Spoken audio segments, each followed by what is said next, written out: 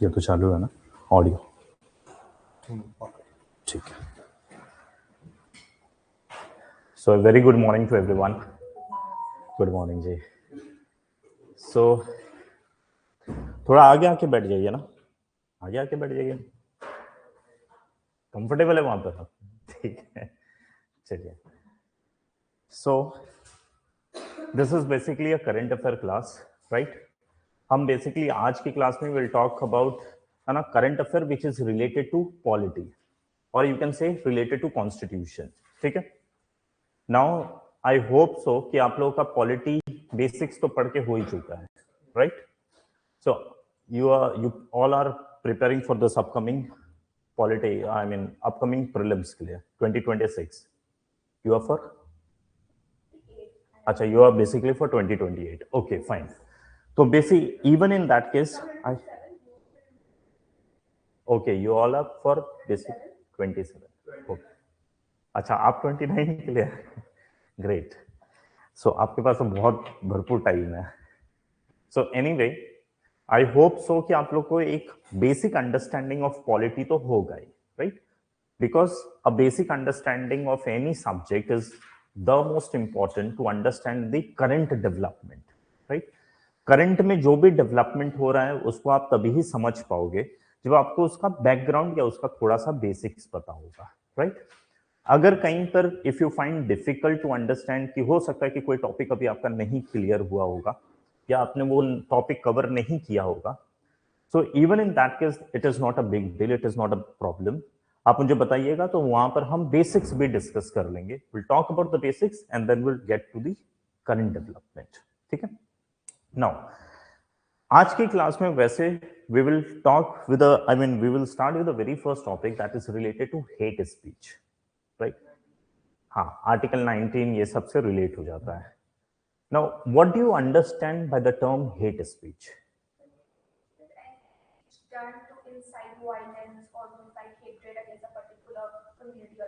Absolutely right, right? So when you speak something, it can I mean when you communicate, it can either be verbal or a written form, या फिर वो behavioural sense में भी हो सकता है। जब आप कुछ ऐसा बोलते हैं या ऐसा कुछ करते हैं which is to create a hate against a particular person or a particular group of person, right? So that is hate speech. वैसे हमारे पास फ्रीडम ऑफ स्पीच है under article number 19 clause 1, right? Sub clause A में freedom of speech and expression जो individual को मिलता है, right? But the thing is कि जब आप इसी का इस्तेमाल गलत करना शुरू कर देंगे and to create the chaos in the society or to create the hatred in the society, yeah, with the intention of creating an insight related to the offense in the society, so that is not allowed, right? So हमारे freedom of speech के ऊपर certain restrictions भी है, जिसमें hate speech भी एक तरीके का रेस्ट्रिक्शन ही हो गया over our freedom of speech and expression. ठीक है। So will talk about hate speech, right? अब ये टॉपिक ऑफ डिस्कशन क्यों है? Why are we talking about hate speech? Reason बहुत सिंपल है, क्योंकि पहली बार the state of Karnataka has come up with a law to define what is a hate speech, right? In India till now we do not have any law which exclusively talk about the hate speech, any law that exclusively defines hate speech, right? So India में अभी फिलहाल हमारे पास कोई law नहीं है जो hate speech को define करे। हम आज के भी टाइम पर यूएन के डेफिनेशन के साथ चल रहे हैं। यूएन का हेट स्पीच का जो डेफिनेशन है that is what we carry. हमारे पास खुद का डोमेस्टिक लॉ, इंडिया का कोई लॉ नहीं है जो हेट स्पीच को डिफाइन करेगा, राइट? सो पहली बार स्टेट ऑफ कर्नाटका ये करने जा रहा है, उसने लॉ लाया है, लॉ पास होना बाकी है, but this is the law that they have come up with, right? So और हेंस क्योंकि ये फर्स्ट टाइम हो रहा है, hence it becomes important for our exam point of view, right? So आप एक काम करिए, कुछ बेसिक चीज लिखिए, मैं आपको बताते भी चलूंगा। Will have a discussion as well as you are suppose to write as well, right? सबसे पहले तो हेडिंग लिख दीजिए hate speech, because we are talking about hate speech.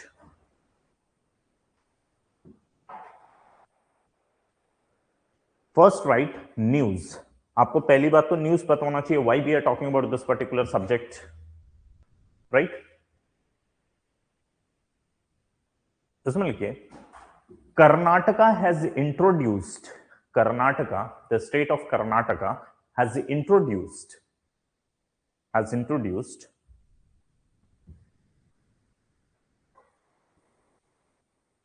hate speech, has introduced hate speech, has introduced. So we have the state of Karnataka, right? So the Karnataka has introduced a law जिसका नाम क्या है? Hate speech. हाँ जी, speech and hate crime prevention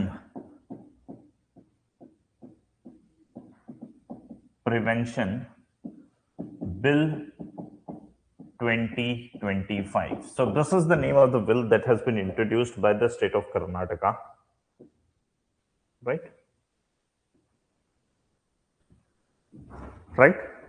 next point में लिख लीजिए Karnataka is, या फिर आगे फुल स्टॉप डाल के लिखिए या नेक्स्ट पॉइंट में लिख लीजिएगा, Karnataka is the first state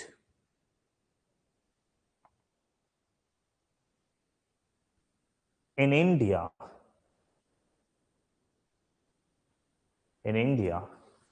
to attempt, क्योंकि अभी ये बना नहीं है तो still we are writing attempt, ठीक है, in India to attempt to define hate speech explicitly, explicitly,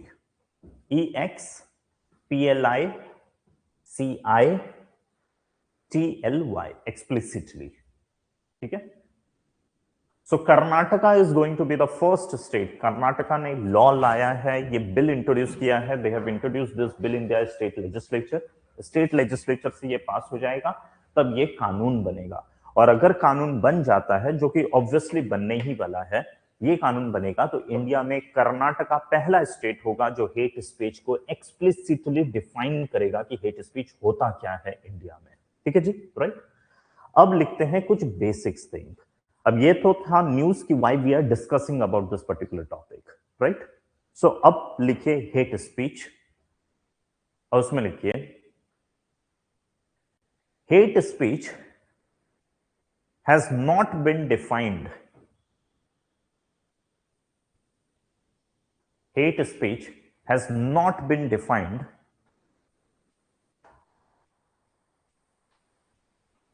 in any law in India. Hate speech has not been defined in any law in India. So in India, we do not have any law which defines the state hate speech. ठीक है? This means तो फिर हम कौन से definition के through जाते हैं, तो इट इज यूएन डेफिनेशन. तो अब नेक्स्ट लिख लीजिए UN definition. What UN defines. So UN says, UN क्या बोलता है, यूएन कैसे डिफाइन करता है, तो ये बोलता है hate speech is any kind of, hate speech is any kind of communication, any kind of communication. अब ब्रैकेट में लिख लीजिए verbal comma verbal comma written comma behavioural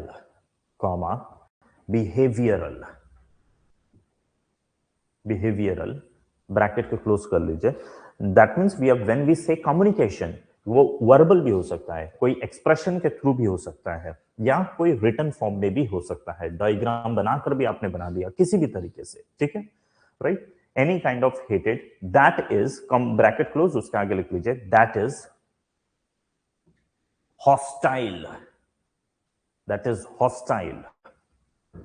और uses derogatory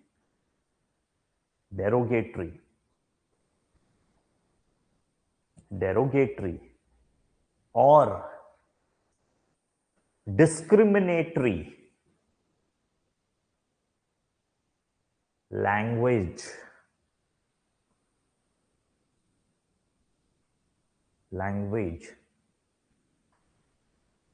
against any person against any person against any person or group of person or group of person or group of person on the basis अच्छा ध्यान होगा ना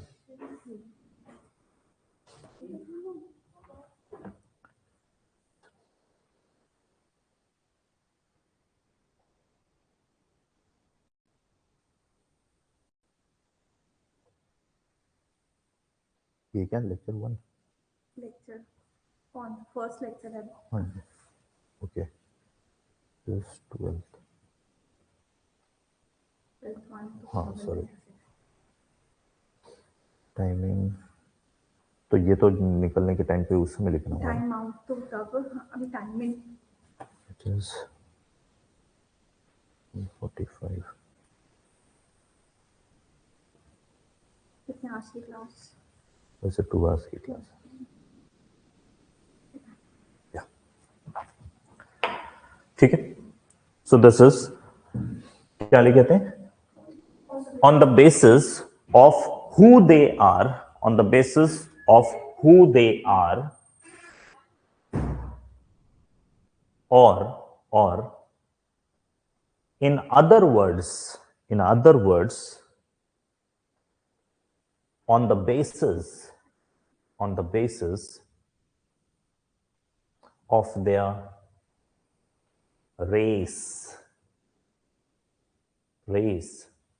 race का मतलब होता है physical appearance है ना जैसे हम अक्सर बोलते हैं ना कि यहाँ वाले और नॉर्थ ईस्ट इंडिया वाले लोग अलग है फिजिकल अपीयरेंस अलग हो जाता है right so race is the physical appearance right race comma religion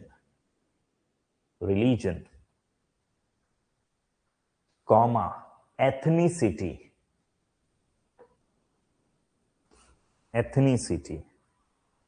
comma skin colour comma gender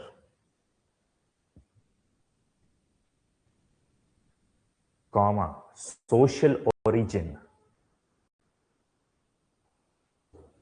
and other factors ठीक है so see if you can see what is hate speech according to the United Nation so it is कि अगर आप कभी भी hate speech की category में क्या आता है when we do any communication में कौन कौन सा कैटेगरी आ गया so we are talking about the oral communication we are talking about the written communication right and we are also talking about any expression right expression वो सारा चीज हो गया जिसको आप बिहेवियरल में डाल देते हैं right so behavioural expression as well so any kind of communication that is जो कैसा है सो दैट इज जो डेरोगेटरी है राइट जो डेरोगेटरी है राइट या फिर जिसका इंटेंशन है टू क्रिएट डिस्क्रिमिनेशन या डिस्क्रिमिनेटरी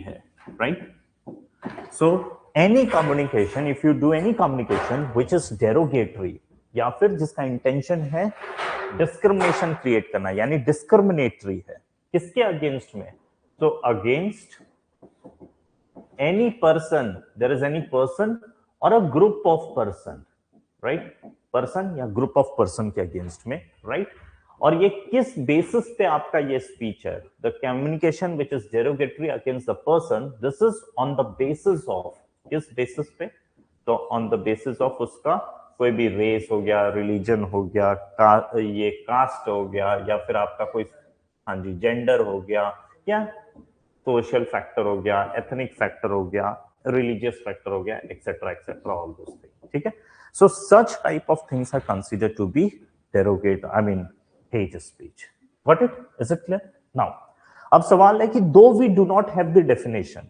बट इन इंडिया अगर कोई आदमी ये इस तरीके का स्पीच करता है तो उसको तो हम यूएन डेफिनेशन के अकॉर्डिंगली हेट स्पीच ही मानेंगे तो हेट स्पीच को डील कैसे किया जाता है, how government regulates the hate speech, how government controls over the hate speech, right. So अब देखते हैं कि भले we do not have the exclusive law but still we have certain provision in BNS. BNS का full form क्या है? हाँ, भारतीय न्याय संहिता, ठीक है जी। तो भारतीय न्याय संहिता के देयर आर सर्टेन सेक्शंस जो हेट स्पीच को डील करने के लिए बनाया गया है, राइट। सो अब नेक्स्ट लाइन पे लिख लीजिए, India's legal framework, India's legal framework, legal framework against hate speech. So there are certain legal framework which is against the hate speech. Good morning, Pushpa. So I hope it is audible as well as visible, right now? Okay. So if there is any question, you can write in the comment section. We'll have a discussion. Okay, ji? So, right, the what is hate is a legal framework that we have to deal with the hate speech, right? इसमें पहला लिखिए BNS मतलब भारतीय न्याय संहिता, BNS section 196, section 196। अब आपको पुराना IPC लिखने की जरूरत नहीं है, लेकिन बस सिर्फ समझने के लिए ही यहीं पे ब्रैकेट में लिख लीजिए, सेम चीज पहले आईपीसी में था, आईपीसी का section 153A capital A, section 153 capital ए। हाँ जी, कैपिटल ए मतलब एक सेपरेट सेक्शन होता है, और जब स्मॉल ए लिखा रहेगा तो याद रखेगा वो पर्टिकुलर सेक्शन का सब सेक्शन होगा, ठीक है जी। सिमिलरली आर्टिकल, जब हम इंडियन कॉन्स्टिट्यूशन का आर्टिकल देखते हैं तो जहां पर भी कैपिटल ए लिखा रहेगा तो इससे दो मतलब आता है, पहला कि ये बाद में ऐड हुआ है, राइट, और दूसरा ये एक सेपरेट आर्टिकल है, ये सेपरेट एक इंडिपेंडेंट आर्टिकल है, जैसे नंबर का आर्टिकल होता है वैसे ही एक सेपरेट आर्टिकल है। वही जब छोटा ए लिखा रहेगा तो ये हो सकता है कि बाद में ऐड भी हुआ हो, इसमें कोई आपको भरोसा नहीं है, ऐड हुआ होगा या नहीं भी ऐड हुआ होगा, ये पहले से ही हो सकता है, बट दिस मीन्स कि इट इज अ क्लॉज, उसके अंदर का एक क्लॉज है, ठीक है। So we have this IPC का section 153 capital A, right, bracket close करिए और आगे लिखिए ये सेक्शन बोलता क्या है। इट पेनलाइजेस, पेनलाइज मतलब पनिश करता है, PENALISCS, penalises promoting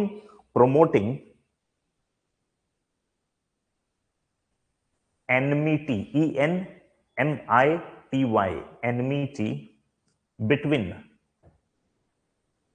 groups,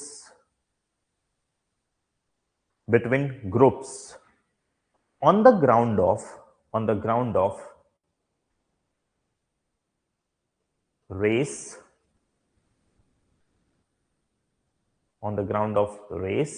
comma religion, comma language, etc. ठीक है। So if you do anything, आपने कुछ ऐसा बोला जो दो ग्रुप के बीच में झगड़ा, एनिमिटी मतलब दुश्मनी, एनिमी बना रहे एक दूसरे को, ठीक है, दो ग्रुप के बीच में झगड़ा लगाने जैसा कुछ आपने बोल दिया, ये जो कुछ भी आपने बोला है लैंग्वेज के बेसिस पे, रिलीजन के बेसिस पे या रेस के बेसिस पे, दो ग्रुप के बीच में झगड़ा लगाने का काम करेंगे तो आपके स्पीच को हेट स्पीच माना जाएगा। लाइक फॉर एग्जांपल आमतौर पे आप देखेंगे महाराष्ट्र में राज ठाकरे इन लोगों का कोई स्पीच होता है, दे स्पीक समथिंग जो मराठी और नॉर्थ इंडियंस लोगों के बीच में झगड़ा लगाने वाला काम करता है कि इन्हीं लोग आ रहे हैं, इन्हीं लोग की वजह से जॉब जा रहा है, प्लान डिग्राना और झगड़ा लगा दो, ठीक है जी। सो आप क्या कर रहे हैं, एक पर्टिकुलर आइडेंटिटी के बेसिस पे दो ग्रुप के बीच में झगड़ा लगाने का काम कर रहे हैं, तो that particular thing will be treated as a hate speech, ठीक है जी, right. So we have section number 196 of BNS, ठीक है। Then we have another section, इसमें लिखिए बीएनएस सेक्शन 299, BNS सेक्शन 299, यहीं पे फिर ब्रैकेट में लिख लीजिए IPC section 295A capital A, IPC का section 295 capital A, bracket close, इसमें लिखिए punishes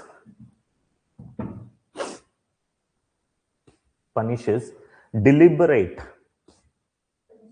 deliberate, DELIBERATE, deliberate act intended to intended to outrage, outrage, outrage, intended to outrage religious feeling. आपका कोई भी ऐसा एक्ट, ये वर्बल भी हो सकता है, रिटन भी हो सकता है, किसी भी फॉर्म, रिलीजियस फीलिंग्स, ठीक है, कोई भी ऐसा एक्ट आपने किया जो रिलीजियस फीलिंग को आउटरेज मतलब भड़काने का काम कर रहा है. लाइक फॉर एग्जांपल, अगर आप काउ का स्लॉटिंग कर रहे हैं पब्लिक प्लेस में, इमेजिन करिए, इससे क्या होगा, हिंदू कम्युनिटी भड़क जाएगा, राइट. तो आपका वो act which is intended to outrage the religious feeling, even those act will be considered in the category of hate speech की कैटेगरी में आ जाएगा, राइट. और इसको डील करता है कौन है, इंडियन आईपीसी का सेक्शन इंडियन भारतीय न्याय संहिता का सेक्शन 299, ठीक है. देन उसके बाद में नेक्स्ट लिख लीजिए, बीएनएस सेक्शन 353, सेक्शन 353, बीएनएस में we have section number 353. So it penalizes, penalizes statements likely to incite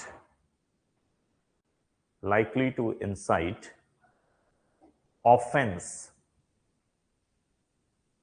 against state, offense against a state, or disturb public order. Offense against a state or to disturb public order. So if you speak something, if you do something जो government के against में public को भड़का रहा है, right, यानी एक तरीके से गवर्नमेंट के अगेंस्ट में वायलेंस को प्रमोट करने की काम कर रहा है, तो उसको भी हेट स्पीच के अगेंस्ट में मान लिया जाएगा, ठीक है. सो देन नेक्स्ट लिख लीजिए, Tehseen, TEHSEEN, Tehseen Poonawalla judgement, Tehseen, TEHSEEN,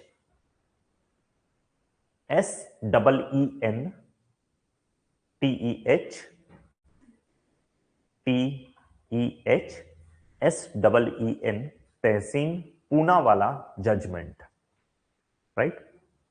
this is of 2018, वहीं पे ब्रैकेट में 2018 लिख लीजिए. व्हाट इज दिस, तो इसमें लिखिए mandates nodal officer to prevent hate crimes and mob violence, राइट, मॉब वायलेंस. अब आप देखिए, अगर आपने YouTube के ऊपर कोई वीडियो बना के डाल दिया, इमेजिन करिए आप कोई वीडियो बनाते हैं जिसमें कम्युनिटी के अगेंस्ट में कुछ ना कुछ आप अनशन बोल रहे हैं, राइट, हेट स्पीच है और कुछ ना कुछ ऐसा एक्ट है जिससे पूरा क्लियर है कि एक पर्टिकुलर कम्युनिटी को आप टारगेट कर रहे हैं and there is a possibility of violence. अगर वैसा वीडियो आप YouTube पे डालेंगे तो वो रहेगा या अनलिस्ट हो जाएगा? अपने आप ही वो अनलिस्ट हो जाएगा, उसका एल्गोरिथम ही उसको अनलिस्ट कर देता है. क्यों? क्योंकि वहां पर एक सिस्टम ऐसा इन लोगों ने डाल दिया है, एआई को ऐसा इक्विप बना दिया है, और जहां पर भी एआई नहीं होगा तो सुप्रीम कोर्ट ने इस केस में कहा है, तहसीन पूनावाला केस में, कि हर एक ऑर्गेनाइजेशन में जो भी ऑर्गेनाइजेशन का काम है टू रेगुलेट द सोसाइटी या टू रेगुलेट द मास, तो उन लोगों में एक ऑफिसर ऐसा होना चाहिए, nodal officer. There should be an officer who will regulate, who will see, who will supervise, scrutinise करेगा एंड देखेगा कि कुछ भी एक्ट ऐसा नहीं हो रहा है which is actually a hate speech or which comes into the category of hate speech or which is for the purpose of creating the incite against or the offense against the state. ठीक है जी. सो ऐसा एक officer होना चाहिए, right. Are you getting it? So this is what is the judgement. तो यानी देखिए, अब तक हमने जो सुना या समझा under the topic of hate speech, पहली बार this particular topic of hate speech is important from our exam point of view. Reason क्यों? क्योंकि इस बार उससे रिलेटेड एक लॉ लाया है. किसने लाया है? The state of Karnataka, and Karnataka is the first state to do so. ठीक है जी, right. Now the thing is, do we have the definition, any law that defines the hate speech currently? No, right? So we go with the definition of United Nations. What is the definition? अब देखिए जब भी आप exam में, क्योंकि ये तो mains perspective से हम देख रहे हैं, so whenever there is a question related to hate speech या कोई भी, नॉट जस्ट हेट स्पीच, कभी भी मेंस में आपको कोई भी आंसर लिखना होगा, so what should our approach? आपके क्वेश्चंस में, यानी जो भी आप आंसर लिखेंगे उस आंसर में डाइवर्सिटी होनी चाहिए, राइट? लाइक फॉर एग्जांपल, आप इसमें अगर जहां डिफाइन करने की पॉसिबिलिटी है, जिस आंसर में देयर इज अ पॉसिबिलिटी कि आपको कोई ना कोई टर्म को डिफाइन करने की पॉसिबिलिटी है, तो उसको आप डिफाइन करिए, this is important. Now once you do this, there is also requirement कि अब डाइवर्सिफाई करने के लिए, लाइक फॉर एग्जांपल यहां पर हम लॉ की बात कर लेंगे, what are the prevailing law that deals with the hate speech, right? Then उसके बाद में हम बात कर सकते हैं कि जो करंट लॉ है, जो करंट बिल कर्नाटका ला रहा है, what are the provisions of this particular bill that deals in exclusive with the hate speech, right? आपने जब ये डिस्कस कर लिया, उसके बाद में what are the challenges, is it so easy that it can be implemented, और is it so easy to regulate this hate speech वाला thing? The answer is no. तो what are the challenges and what are the way forward that you think, क्या और इसमें development करना चाहिए, right? सो इस हिसाब से हम कंक्लूड करेंगे, एंड ये शो करता है कोई भी आंसर में आपने डाइवर्सिटी शो किया है, there should always be a diversity, right? कोई भी चीज होगा, हर एक चीज में you have to write the, your answer need to be diversified. एक ही पैराग्राफ जैसा हमने लिख दिया वैसा नहीं करना होता है, राइट? आपको 3-4 हेडिंग्स में अपने आंसर को ब्रेक करना है, और वो हर हेडिंग्स में 3-4 पॉइंट्स आपके पास रेडी होना चाहिए, but it right, and this goes with all the answer. जो भी आंसर आप लिखेंगे, जब भी लिखेंगे, everywhere you have to write in this manner, right? So अब बताइए, सो though it is not defined in India, but next question comes, we go with the UN definition, we have now the particular definition. Now what are the laws that are prevailing, or what are the provisions which are prevailing that deals with the hate speech? Legal section क्या है? हाँ जी, भारतीय न्याय संहिता का we have 196, then we have 299, then we have 353, and then we have the कानून, जो judgement आया था सुप्रीम कोर्ट का तहसीन पूना वाला जजमेंट में, ठीक है जी, राइट? हाँ जी, criticising government is actually not a hate speech, लेकिन अब फिर आ जाता है कि when you criticise, your intention is what, ना, आपने कौन से वर्ड्स का इस्तेमाल किया है और किस इंटेंशन के साथ में। एक होता है पॉजिटिव क्रिटिसिज्म, एक होता है नेगेटिव क्रिटिसिज्म। नेगेटिव क्रिटिसिज्म का मतलब होता है जो डिस्ट्रक्टिव क्रिटिसिज्म है, जिसके थ्रू आप मास को भड़काना चाहते हैं, ठीक है? आप मास भड़का रहे हैं स्टेट के अगेंस्ट में, तो अगर आप भड़काऊ भाषण दे रहे हैं जिससे मास भड़केगा और स्टेट के अगेंस्ट में वॉयलेंस करेगा, तो that will come in the category of hate speech. Otherwise तो आपके पास फ्रीडम ऑफ स्पीच है, you can criticise the government, but that should be in the very positive and constructive manner, है ना? So this is what is required. Now अब आते हैं next heading, that is key provisions. Let us talk about the provisions of this upcoming bill, key provisions of Karnataka bill. What are the key provisions of the Karnataka bill?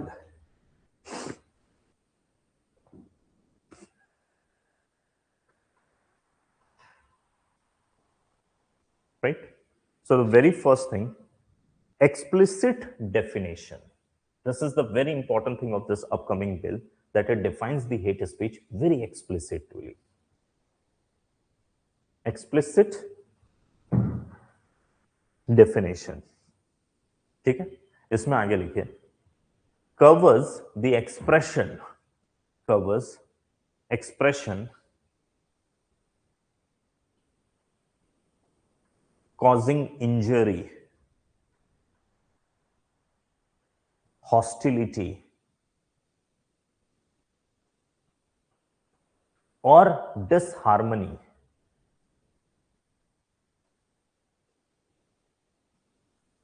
Disharmony based on race, religion, gender, etc. करके race, religion, gender and all those things, ठीक है? So it covers कि एक पूरा explicitly इसने cover किया है कि all the speech या all the behavior, all the statement that you write that caused injury to a person or a group of person on the basis of, और ये जो speech है, this is on the basis of race, religion, gender, वो सारा चीज, ठीक है। यानी मैंने कुछ ऐसा बोला पर्टिकुलर ग्रुप के अगेंस्ट में, ये जो मेरा भाषा है उसको टारगेट कर रहा है on the basis of his race, his religion, his gender और anything other, right, which ultimately leads to his which ultimately leads to hostility against that particular person or a group of person, ठीक है। सो hostility हो रहा है, मतलब उसके खिलाफ में हम भड़काऊ भाषण कर रहे हैं या उसको किसी तरीके का इंजरी कॉज कर रहे हैं, तो that is hate speech in this particular definition, right. फिर नेक्स्ट लिख लीजिए पनिशमेंट। ये लॉ स्पेसिफाई करता है पनिशमेंट कितना, तो इम्प्रिजनमेंट ऑफ 2 to 10 years,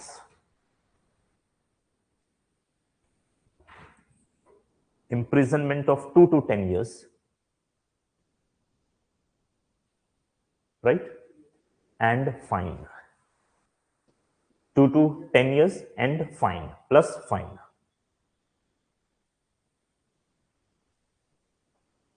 ठीक है जी, and fine. Then next, collective liability, collective liability,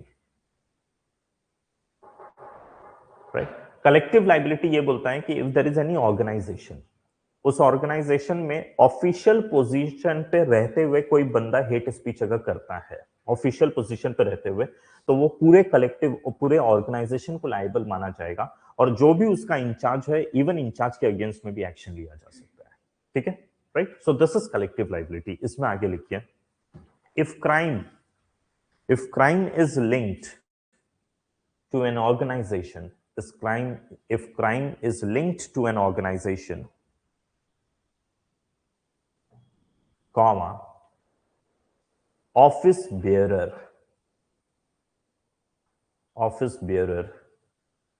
can be held as culprit, office bearer can be held as culprit, ठीक है जी। Then next point, online regulations,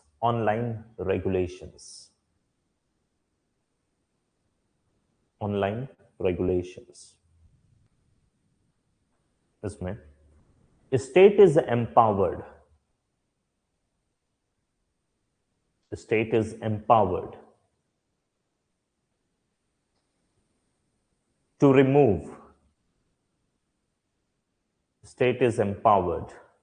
to remove, or restrict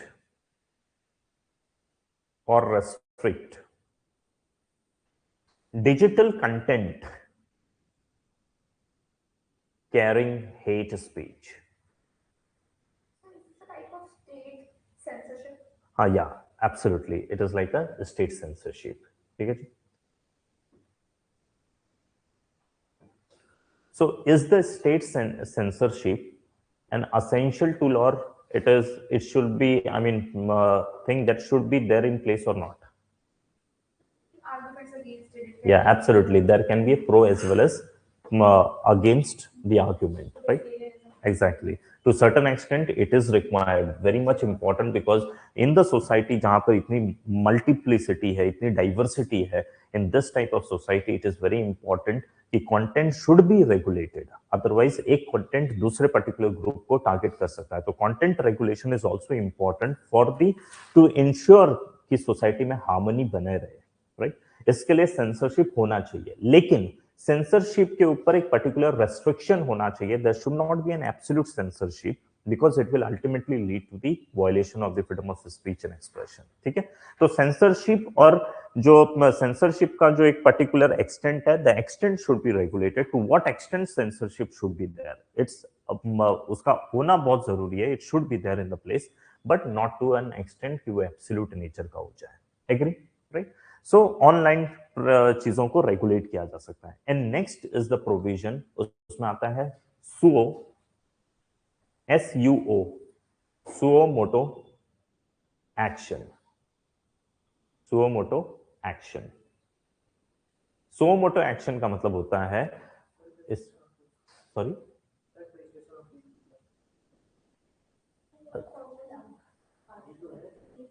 सो मोटो, हाँ, basically क्या होता है कि even in the absence of the complaint, कोई किसी ने कंप्लेंट नहीं लिया है, प्रोएक्टिव मेजर पुलिस ने लिया है या प्रोएक्टिव मेजर किसी भी ऑर्गेनाइजेशन लिया है, सो मोटो ये होता है। जुडिशियरी सो मोटो होगी या police suo motu, like for example अगर कहीं पे मर्डर हो गया, पुलिस के पास कोई कंप्लेंट थोड़ी है, किसी ने कंप्लेंट नहीं किया तो भी पुलिस जाएगी ना, एक्शन लेगी, एक्शन अरेस्ट करेगी, वो क्या है, that is suo motu, right. So इसमें सो मोटो में आगे लिख लीजिए, enables police to act without formal complaint. So there is no formal complaint. Even in that case or the situation, the police will act over that particular thing. ठीक है। सो ये है कर्नाटका के लॉ में। तो कर्नाटका के लॉ में एक बात है पनिशमेंट की। देखिए कर्नाटका के लॉ का क्या, what are the provisions, like for example very first it defines, this is the uniqueness of this particular law. Second, ये पनिशमेंट भी स्पेसिफाई कर रहा है, कितना पनिशमेंट है, 2 to 10 years प्लस फाइन, ठीक है। Then it talks about collective liability. Collective liability किस क्या होता है, हाँ, यस, वो उसका जो भी इंचार्ज है इवन उसको भी लाइबल हेल्ड किया जाएगा, ठीक है। Then there is a concept of online regulation, right. So online regulation, अगर कोई भी कंटेंट है तो state can remove that particular content from the social media, right. And then finally we talk about the suo motu action, जहां पर there is no complaint but still the police will take an action. क्यों, क्योंकि ये show कर रहा है कि जो ऑफेंस ऑफ हेट स्पीच है ये एक तरीके का कॉग्निजेबल ऑफेंस है। What do you understand bye cognizable offence?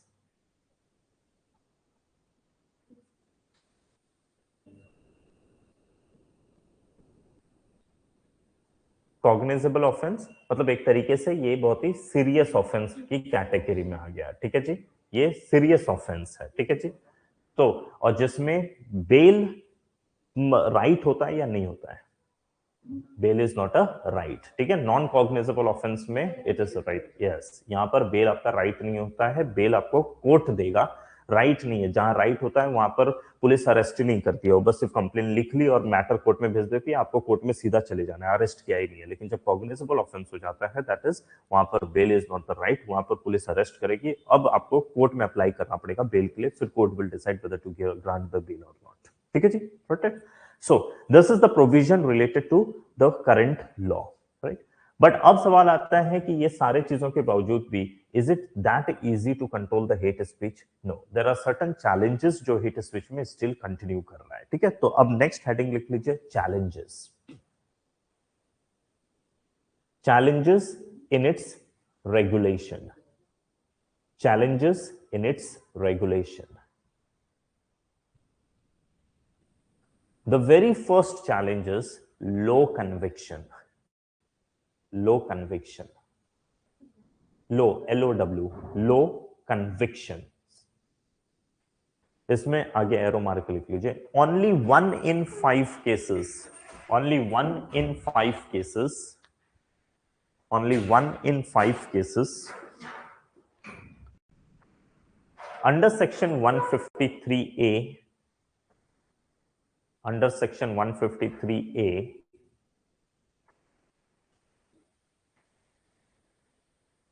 ये of IPC, this is basically IPC, या कॉमा में ऑब्लिक कर लीजिए, ऑब्लिक करके लिख लीजिए section 196 of BNS, right. So we have section 196 of BNS. इसमें अगर आपने हेट स्पीच के तहत 5 केसेस कोर्ट पुलिस के पास रजिस्टर होता है तो उसमें से कन्विक्शन सिर्फ एक ही को होता है, एक ही केस में, बाकी 4 केस में लोग छूट ही जाते हैं, ठीक है। तो ये बता रहा है there is very low conviction rate in this case, 196 वाले सेक्शन के केस में, ठीक है। और ये भी रिकॉर्ड हमारा खुद का नहीं है, ये रिकॉर्ड किसका है, एनसीआरबी का, ठीक है। सो एनसीआरबी का रिकॉर्ड के अकॉर्डिंगली, ठीक है जी। सो लो कन्विक्शन ब्रैकेट में लिख लीजिए as per NCRB. What is NCRB, national crime record bureau, है ना। So national crime record bureau का रिपोर्ट आता है, उस रिपोर्ट में यह शो किया गया है कि हेट स्पीच यानी सेक्शन बीएनएस के सेक्शन नंबर 196 के अंदर whatever the number of the cases which are registered with the police, out of 5 only 1 case में we see कि actual person जो भी उसमें accused है, the accused is convicted, rest of the 4 cases में अगर देखेंगे तो अक्यूज्ड एक्विटल हो जाता है, वो छूट भी जाता है, Are you getting it? Right? So low conviction is actually the real serious problem, क्योंकि आपने लॉ तो बना दिया टू डील विद इट, लोग हेट स्पीच कर रहे हैं लेकिन लोगों का डर ही निकल गया है, क्यों? क्योंकि कन्विक्शन ही नहीं होने वाला है, बच जाएंगे. Then second next is online escalation, ESCLA, ESCALATION, escalation, right? इसमें लिख लीजिए 70% of the hate speech, 70% of hate speech content originates online. 70% of the hate speech content कहां पर ओरिजिनेट हो रहा है? ऑनलाइन मोड में. अगेन ब्रैकेट में लिख लीजिए NCRB. अब now when the 70% of the contents originates online, तो वहां पर अगेन ट्रेस करना और एक्चुअल पर्सन जो बिहाइंड दैट हेट स्पीच है उसको पकड़ना डिफिकल्ट हो जाता है, राइट? मल्टीपल टाइम ऐसा होता है कि it is very difficult for the agency to target और to to arrest that particular person who is behind that particular hate speech, right? और ऑनलाइन प्रोपेगेंडा तो बहुत चलता है. This is actually a serious problem, a pressing problem before the organisation to deal with it, right? So ये एक second बड़ा challenges है state के सामने, क्योंकि 70% of the content originates online, right? अब थर्ड नेक्स्ट लिख लीजिए subjective definition. Subjective definition, subjective definition इसमें लिखिए सुप्रीम कोर्ट नोटेड ब्रैकेट में 2023, it was basically in the year 2023 where Supreme Court said, Supreme Court noted bracket में 2023 that difficulty in defining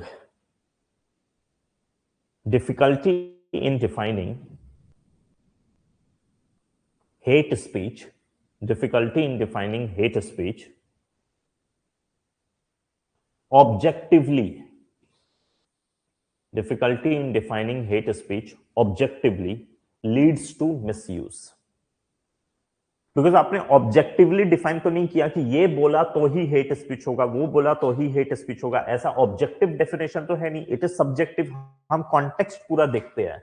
जैसे आपने government के खिलाफ बोला, that is not hate speech, लेकिन गवर्नमेंट के खिलाफ क्या बोला, किस इंटेंसिटी के साथ बोला, किस पब्लिक को एड्रेस करते हुए बोला, ये बहुत सारी चीज मैटर करता है. तब आपका डिफाइन होता है कि whether your speech is hate speech और नॉट, राइट? आप जो बोल रहे हैं अगर उससे पब्लिक भड़क नहीं पा रही है, या ऐसा आपने बोला जिससे आप पब्लिक को नहीं आप भड़का पा रहे हैं, so that is not a hate speech, right? तो hate speech is actually very subjective in nature to define, वो ऑब्जेक्टिव नहीं है. और जहां पर सब्जेक्टिव नेचर का डेफिनेशन होता है या फिर अंडरस्टैंडिंग होता है, there is always a loophole कि वहां से आप निकल जाएंगे, right?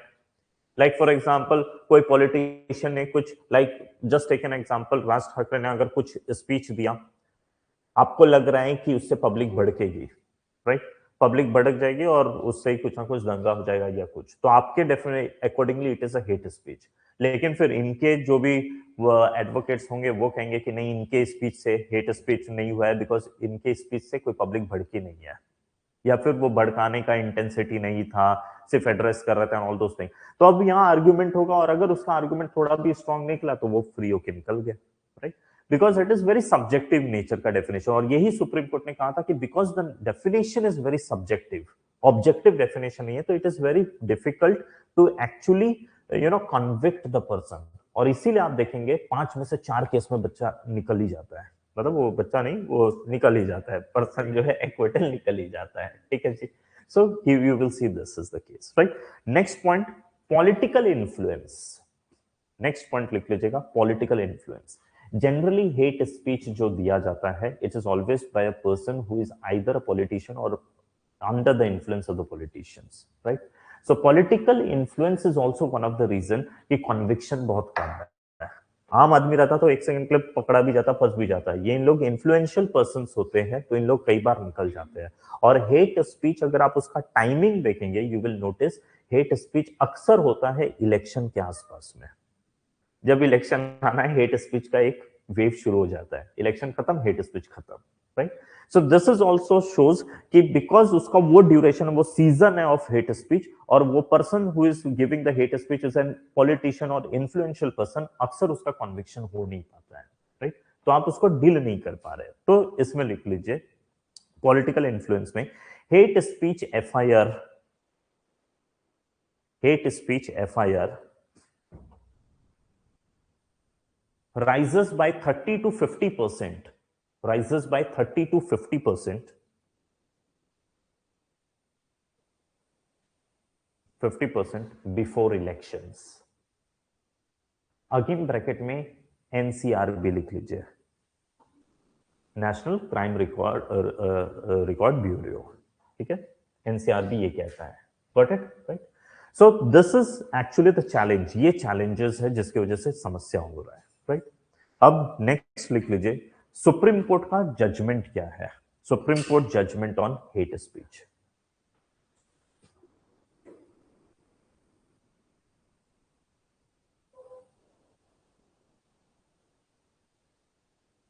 Now, what is Supreme Court's judgment on hate speech? इसमें सबसे पहला लिखिएगा प्रवासी, प्रवासी भलाई, BHALAI, प्रवासी भलाई संगठन, संगठन SANGATHAN, संगठन versus union of India, versus union of India case 2014.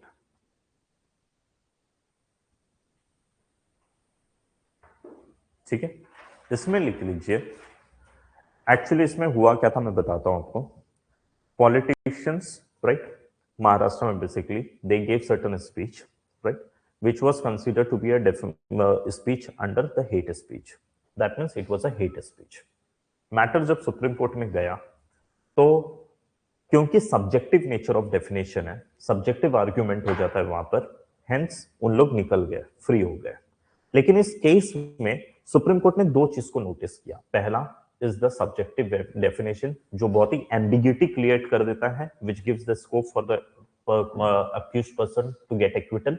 Right, वो कन्विक्ट नहीं हो पा रहा है. हेंस इसी केस में सुप्रीम कोर्ट ने लॉ कमीशन को भी कहा कि भाई एक बार तुम क्लियर डेफिनेशन बनाओ हेट स्पीच का, that is very much important, तभी कन्विक्शन हो पाएगा. First thing. सेकेंड चीज, हेट स्पीच में सुप्रीम कोर्ट ने यह भी नोटिस किया कि जरूरी नहीं यह है कि hate speech will always result और conclude in physical damage, it also leads to a psychological damage. Right, ऐसा नहीं कि मैं हेट स्पीच दूंगा उसके बाद मास भड़क जाएगी और किसी पर्सन को मारेगी, अटैक करेगी तो ही फिजिकली डैमेज होने वाला है. वो नहीं, मेरा हेट स्पीच से खुद बंदा डर चुका है, वो सहम गया है, राइट, उसको साइकोलॉजिकल प्रेशर भी उसके ऊपर आ चुका है. This also results in that. So even that need to be tackled.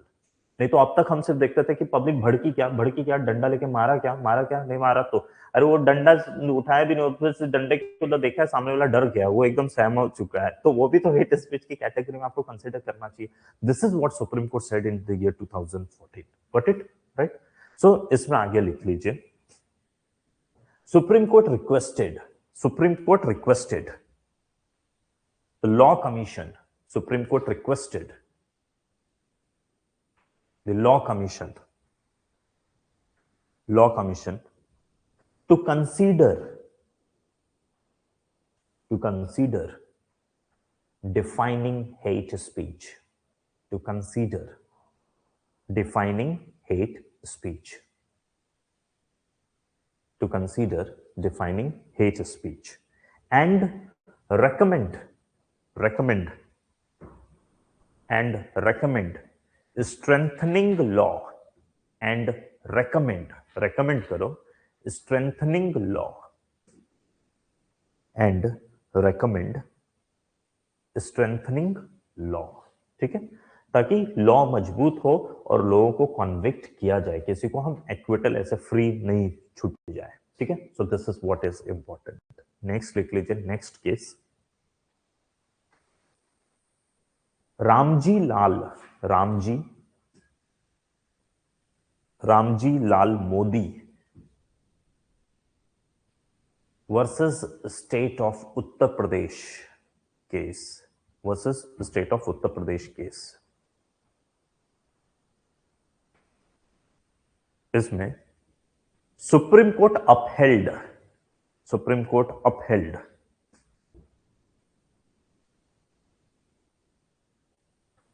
IPC section 295 capital A, IPC section 295 A, supreme court upheld IPC section 295 A, oblique करके लिख लीजिए, ये तो पुराना सेक्शन था, बीएनएस आ गया है तो सामने लिख लीजिए BNS section 299, BNS section 299, right? Which penalizes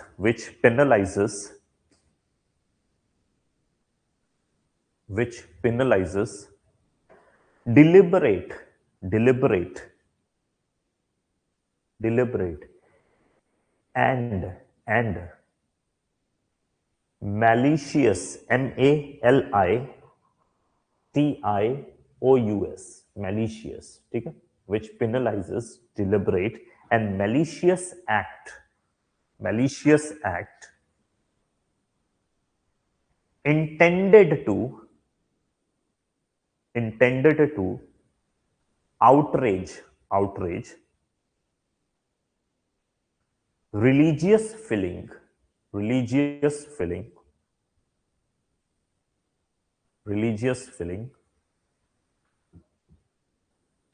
right, full stop. Held that such speech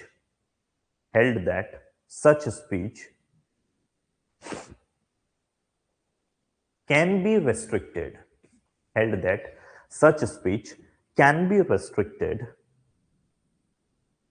in the interest of public order.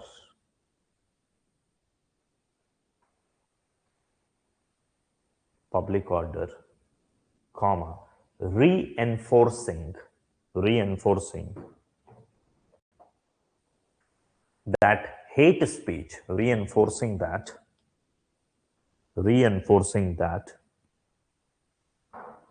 hate speech causing public disorder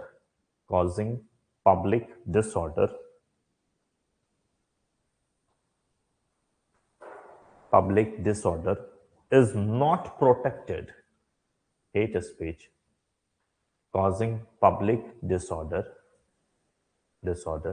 is not protected under free speech, right?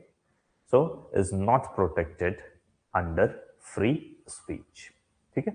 So in this particular case, that is Ramji Lal Modi versus the state of Uttar Pradesh, Supreme Court का क्या मानना था? तो Supreme Court said that section number 299 of BNS, right, जो कहता है कि अगर आपने किसी रिलीजियस फीलिंग को आउटरेज मतलब भड़काने का काम किया है, any act that outrage the religious feeling, that need to be prevented, that need to be restricted, because in the name of freedom of speech and expression you cannot do the hate speech, right? वो हम allow नहीं कर सकते. तो this case is important. अब देखिए, जब कभी भी हम आंसर लिखेंगे तो हमारे आंसर में फैक्ट्स या फिर सुप्रीम कोर्ट का कोई जजमेंट होगा, दोज बिकम्स वेरी इंपॉर्टेंट, जो हमारे आंसर को वैल्यू एडिशन देता है. ठीक है, सो वैल्यू एडिशन आपका होना चाहिए. वैल्यू एडिशन हमेशा होता है आइदर आप फैक्ट कोट करिए, कोई ग्राफ या डायग्राम बना दीजिए, और तीसरा सुप्रीम कोर्ट का आप कोई जजमेंट को कोट करिए. तो ये आपके आंसर को एनरिच कर देता है, राइट. और एक नेक्स्ट सिर्फ केस का नाम लिख लीजिए. एक नेक्स्ट केस है Shreya Singhal, Shreya SHREYA, Shreya Singhal versus union of India case. इसमें बस सिर्फ सामने एरो मार के लिख लीजिए section 66A of ITC act. ठीक है, ये freedom of speech and expression को रेस्ट्रिक्ट करता था, तो हेंस सुप्रीम कोर्ट ने इसके ऊपर रेस्ट्रिक्शन इंपोज कर दिया था, है ना. Section 66A of freedom of speech and ITC information and technology act से रिलेटेड. ठीक है, सो अब ये हमने बेसिक डायमेंशंस मल्टीपल चीज को देख लिया. देखिए, अब तक के आपने स्टडी के accordingly we have talked about the hate speech, right. Why are we talking about hate speech? because Karnataka has come up with the law or they have come up with a bill to define the hate speech, right? और ये वाला जो कर्नाटका का step है, this is the most important to consider. हम इसको skip नहीं कर सकते. क्यों? फर्स्ट टाइम हो रहा है. This is for the very first time the some state is coming up with the explicit definition of the hate speech. Got it? तो ये इंपॉर्टेंट शो कर रहा है. अब बताइए, do we have any law in India that defines hate speech currently? No. We go with which definition? United Nation का definition. तो आपको यूएन का डेफिनेशन लिख देना है, राइट? देन उसके बाद में, if there is any hate speech in India, so do we have any legal framework to deal with it? Yes. Which are those? Like section 196 है, देन वी हैव 299 है, देन 353 है, राइट? और इसमें एक एक लाइन आपको सिर्फ थोड़ा भी पता होना चाहिए. लाइक फॉर एग्जांपल 299 किससे रिलेटेड है? तो रिलीजियस आउटरीच से रिलेटेड है, भड़काने का काम कर रहा है, ठीक है? और अगर हम 196 की बात करेंगे, वो रेस, रिलीजन या फिर लैंग्वेज के बेसिस पे भड़काने का काम कर रहा है, दो ग्रुप के बीच में डिस्टर्बेंस यानी एक तरीके का एनमिटी क्रिएट करने की कोशिश कर रहा है, राइट? देन सिमिलरली हमारे पास है 353 क्या कर रहा था? पब्लिक ऑर्डर को, स्टेट के अगेंस्ट में आपको भड़का रहा है, पब्लिक ऑर्डर को डिस्टर्ब करने की कोशिश कर रहा है, ठीक है?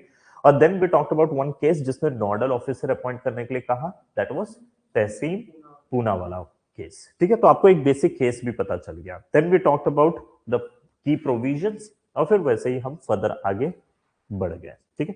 सो अब एक फाइनल चीज लिख लीजिए, the way forward. What should be the way forward in this particular matter?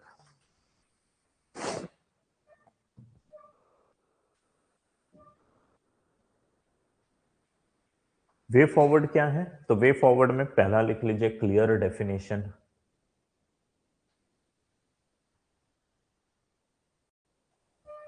Right?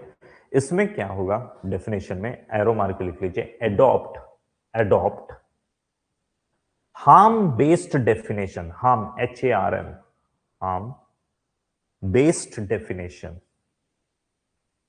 Right? To avoid vague, VAGUE, vague interpretation, ठीक है? यानी आपने वे फॉरवर्ड में ये कहा कि when you define the hate speech, make sure that वो harm based definition होना चाहिए. किस तरीके का हार्म? कोई भी स्पीच अगर किसी भी तरीके का हार्म कॉज कर रहा है तो that should be treated as a hate speech, right? और यही चीज कहा था, ब्रैकेट में लिख लीजिए, ये सेम चीज कहा था लॉ कमीशन ने अपने 267th रिपोर्ट में. तो आपने कोट कर दिया. अच्छा, एक चीज और याद रखिएगा, whenever you write an answer जिसमें लिखा जाता है गिव योर सजेशन, राइट, या evaluate the particular thing, 267th report law commission का, ठीक है? एक चीज याद रखिएगा, whenever it is mentioned in a question कि give your suggestion या फिर क्रिटिकली इवैल्यूएट कर लो, राइट? किसी भी तरीके का, या फिर व्हाट डू यू थिंक करके टाइप का, अगर जो भी इवैल्यूएशन पूछ रहा है, क्रिटिसिज्म पूछ रहा है, सजेशन मांग रहा है, ओपिनियन मांग रहा है, कुछ भी, जब कभी भी आपसे सजेशन मांगे तो आपको सजेशन नहीं देना है अपना, ठीक है? आपको अपना सजेशन कभी नहीं लिखना होता है, बिकॉज अभी आप तो एकदम ही नेव है, आपको क्या पता है उस क्या सजेशन एक्यूरेट सजेशन होना चाहिए.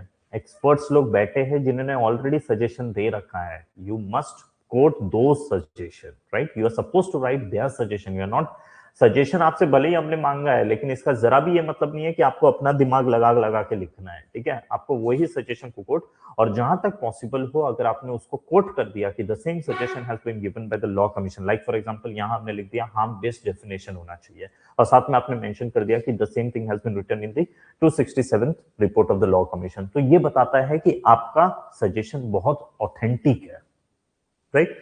ऑथेंटिक डेफिनेशन होना चाहिए, या ऑथेंटिक एक्सप्लेनेशन, ऑथेंटिक सजेशन होना चाहिए वे फॉरवर्ड, ठीक है जी? So first thing. सेकंड लिख लीजिए, इंडिपेंडेंट नोडल. इंडिपेंडेंट नोडल, इसमें सामने एरो मार के लिखिए, create independent nodal authority. create independent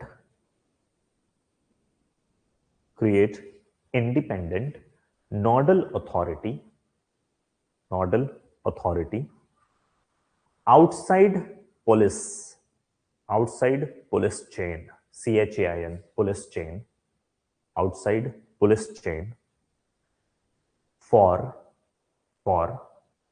hate speech monitoring. So second point में आपने बोला there should be a separate organization or a separate body जो hate speech को regulate करेगा, and this body should be exclusively for this purpose outside police. Police को तो 10 काम और होता है भाई, ये exclusively hate speech, क्योंकि hate speech बहुत serious matter है, right? So hate speech को deal करने के लिए there should be an independent agency. Again ये हम हमारा खुद का suggestion नहीं दे रहे हैं, we are quoting the example. बाजू में अब लिख लीजिए next वही आगे, मतलब example. Why you gave this particular suggestion? Because there is something similar like this already prevailing in United Kingdom. ठीक है? So example में लिख लीजिए UK's United Kingdom, UK's Crown, CROWN, Crown prosecution service, Crown Prosecution Service, hate crime unit. So United Kingdom में, UK में there is already a nodal agency, एक separate agency hate speech को deal करने के लिए बनाया गया है, जिसको हम बोलते हैं Crown Prosecution Service hate speech unit करके. और ये पुलिस से हटके एक ऑर्गेनाइजेशन है that deals with hate speech. कोई hate speech तो इंडिया में नहीं हो रहा, मतलब यूके में नहीं हो रहा है, आइदर ऑनलाइन मोड में, ऑफलाइन मोड में, कहीं पर भी बिहेवियरल सेंस में, रिटर्न या वर्बल सेंस में कोई तो हेट स्पीच नहीं कर रहा है खास तौर पे. इसका मतलब दैट इज द कंट्री जो हेट स्पीच को बहुत बोलता है ना, बहुत सीरियसली कंसिडर कर रहा है कि it is one of the very serious thing that need to be dealt at any cost. Got it? और अब थर्ड लिख लीजिए, third way forward, digital protocol.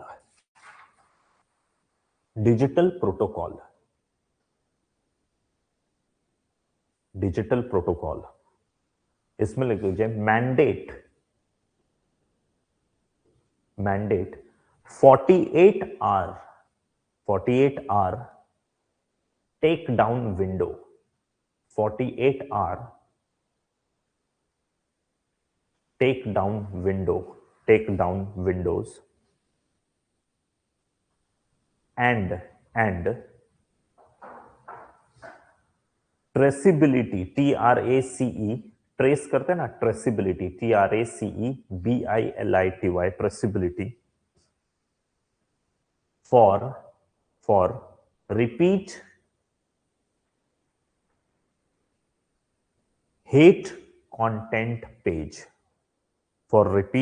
Hate content page.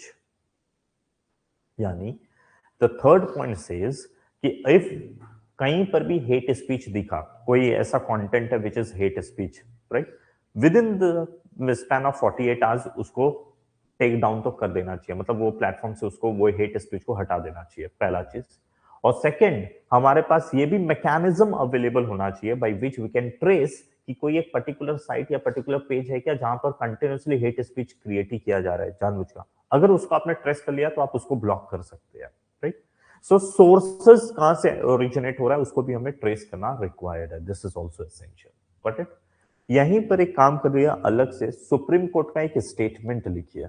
Supreme court, as per supreme court,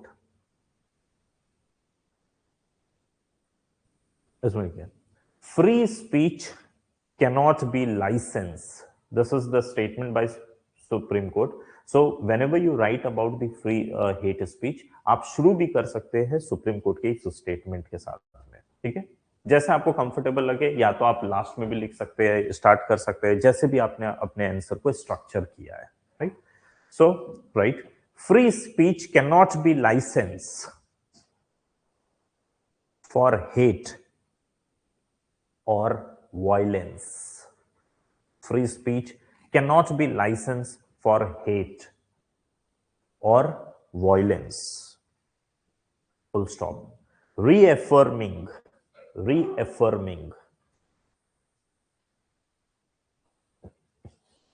balance under article number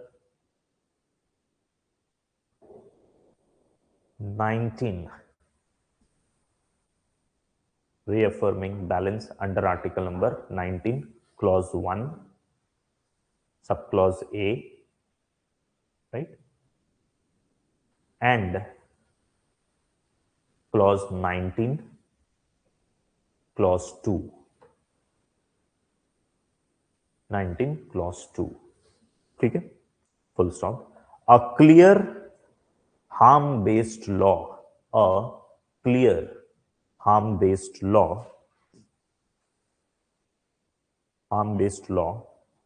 with independent oversight,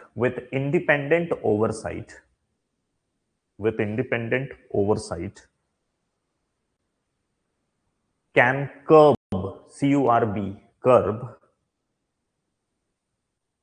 hate speech, while protecting constitutional freedom and social harmony, right? Constitutional freedom and social harmony.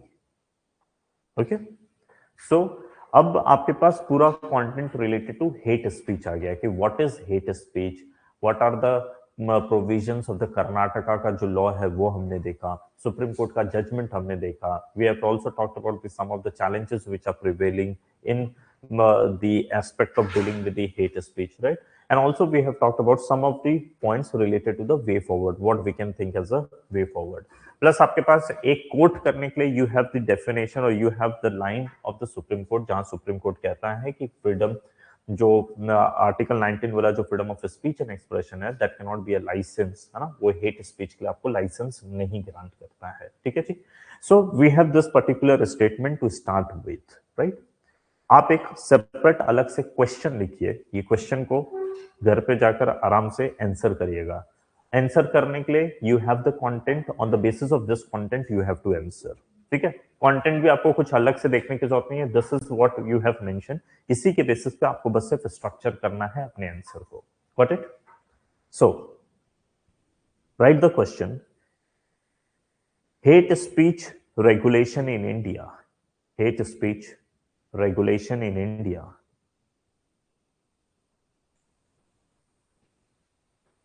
must navigate, hate speech regulation in India must navigate the thin line between public order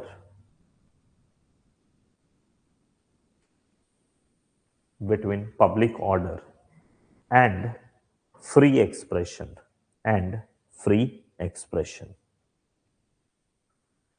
between public order and free expression, ठीक है, full stop. Analyze how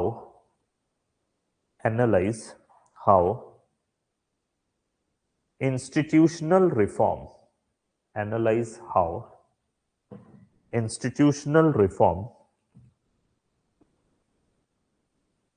comma, rather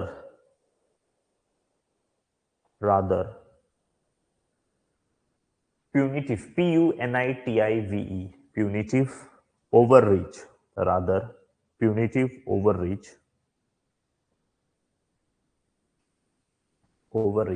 can address hate speech,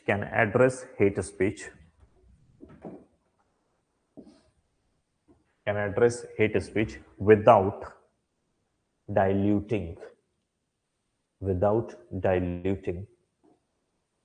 article 19.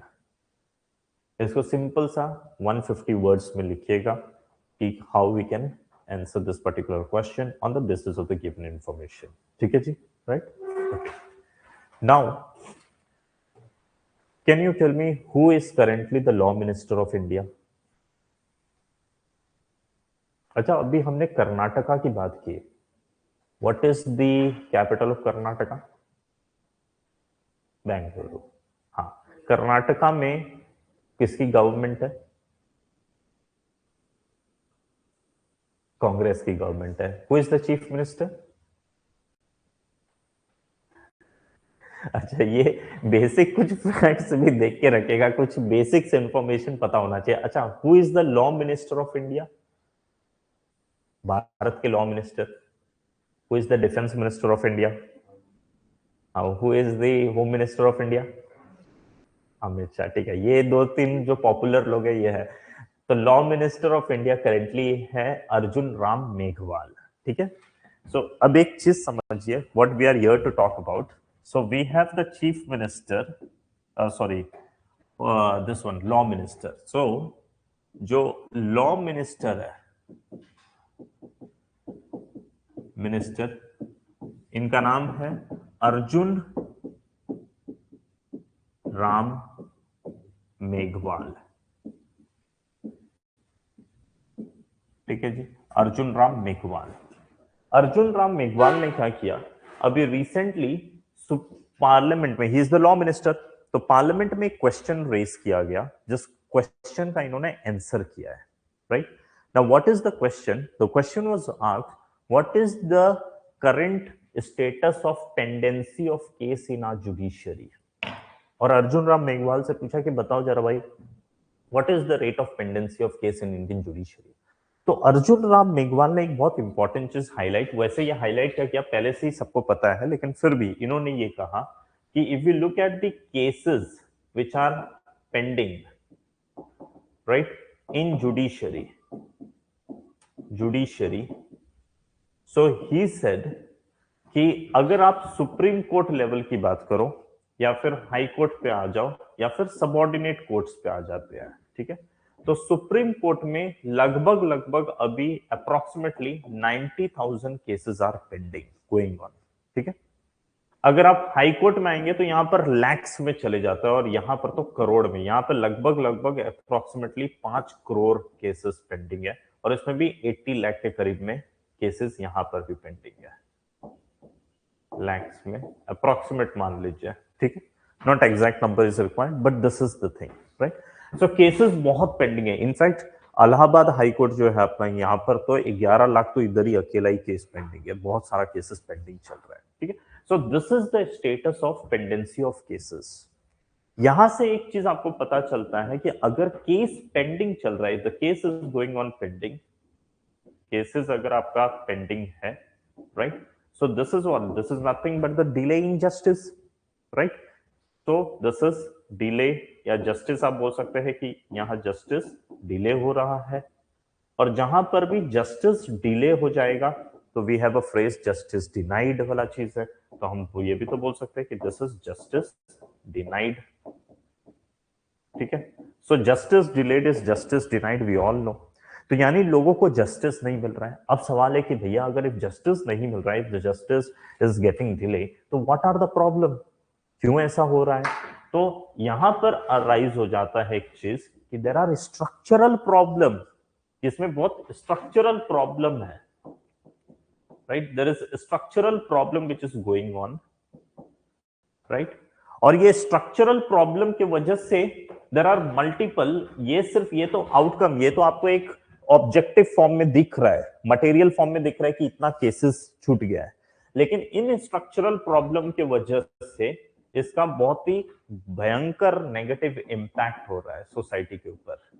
Negative, इसका impact भी बहुत negative है, right, negative impact. Now the question comes कि what is the solution. So always remember, global problem requires global solution, right? Natural problem will be dealt by a natural solution. Similarly, structural problem will always, उसका solution क्या होगा? Structural solution. So it requires the structural solution. Structural solution. ठीक है? So it is only by structural solution we can come up with this particular problem, जो बहुत ही grave problem है, बहुत ही serious problem है, right? Pendency of case is not a simple thing, it is very serious thing, right? So this is one of the thing जो अभी recently December month में ही हमारे Arjun Ram Meghwal, the law minister, has highlighted this, he answered this particular question in the parliament। ठीक है, और उसके बाद से ये बहुत इंपॉर्टेंट मैटर ऑफ डिस्कशन हो गया कि what are what the government is doing to overcome this particular thing, because this is very serious thing, right. और पेंडेंसी ऑफ केस कभी भी होगा, देखिए अगर मुझे पता है कि if I commit any crime और 20 साल तक चलेगा, राइट, तो मेरा डर जुडिशरी से खत्म हो चुका है, जस्टिस सिस्टम का डर खत्म हो गया। सोचूंगा एक और मर्डर कर देता, कोई नहीं, 20 साल तक तो चलने वाला है, कोई दिक्कत नहीं है, राइट। 20 साल के बाद क्या होना है वो देखा जाएगा, राइट। तो आदमी कमिट क्राइम और कमिट करते ही जाएगा, right. Are you getting it? So this is one of the very serious problem जिसका सॉल्यूशन होना चाहिए। सो इसके ऊपर हम बेसिक डिस्कशन करते हैं। तो एक काम कर लीजिए, आप हेडिंग दीजिए pendency of cases in Indian judicial system. Pendency of cases in Indian judicial system. So in the judicial system we can see that there is a pendency of cases which is one of the very serious problem. Okay, अब इसमें सबसे पहले तो news के, क्योंकि why we are discussing this particular thing, तो आप news के फॉर्म में लिख लीजिए union minister for law, union minister for law and justice,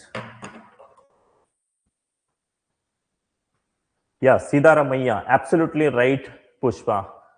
सो कर्नाटका के चीफ मिनिस्टर इन्होंने लिखा है सीतारामैया। आप लोग भी एक बार देख लीजिएगा और नोट कर लीजिएगा, ऐसे ऐसे कुछ बेसिक फैक्ट्स हमें पता रहना चाहिए, ठीक है जी। Bengaluru is the capital of Karnataka and Siddaramaiah is the, Congress से है सीतारामैया, वो ही is the chief minister of Karnataka state, ठीक है जी। देन अब इसमें लिख लीजिए union minister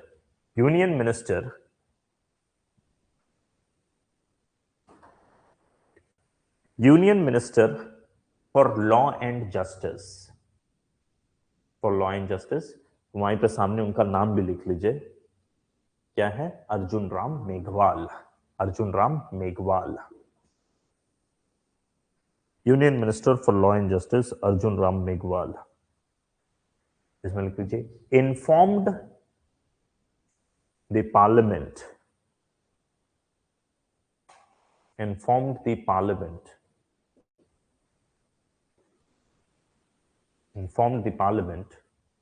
about pendency of case in Indian judiciary.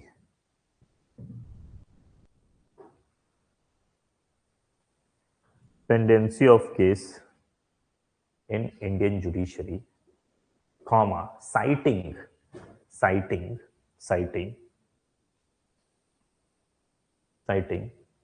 the gap between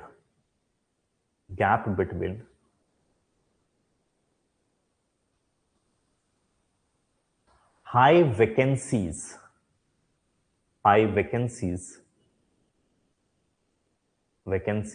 and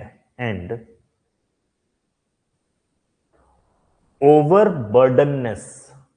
High vacancies, vacancy बहुत ज्यादा है, there is a huge number of vacancy in this judiciary, and second, judiciary is overburdened with the cases, so obviously that will lead to a pendency of case, ठीक है।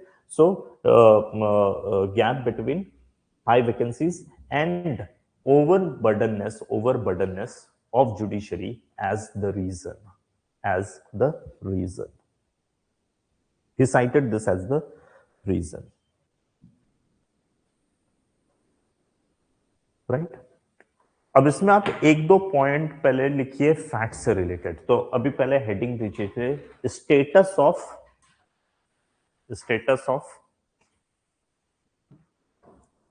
Pendency of case, status of pendency of case, status of pendency of case, ठीक है। सो status of pendency of case में सबसे पहले लिख लीजिए supreme court, approximately 90,000 cases are pending, right.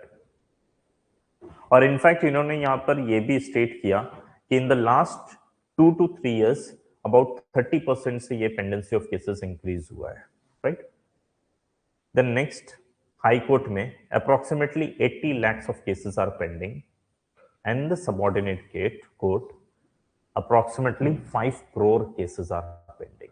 ठीक है, so 5 crore cases are pending here in the subordinate court. ठीक, so this is the status, right? Now what are the structural problem which is causing this? क्या बोल रहे हो? नहीं जी, thank you. ठीक है. So what is the structural problem which has actually led to this particular thing? Is first, पहला, इसमें लिख लीजिए, पहला है वो है हाई वैकेंसीज.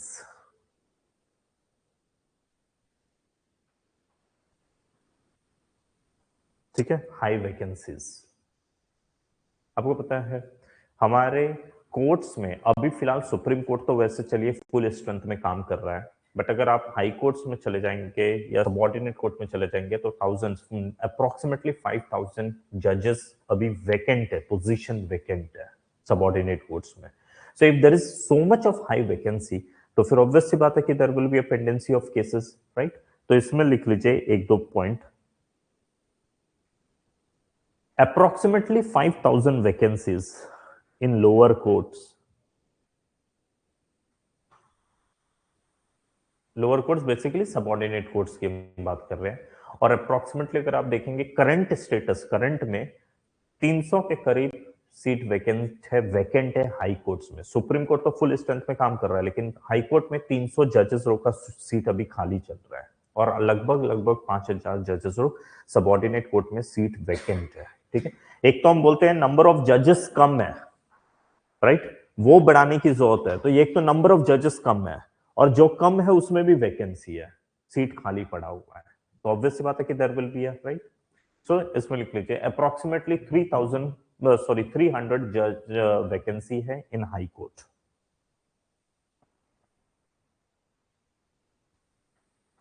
ठीक है, means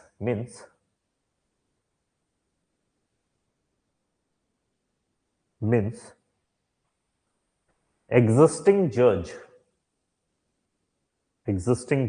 the judges who are operating or who are functioning, existing judge are severely, severely, severely overburdened.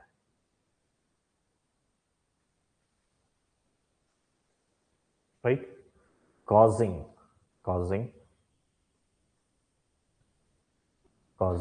delay in justice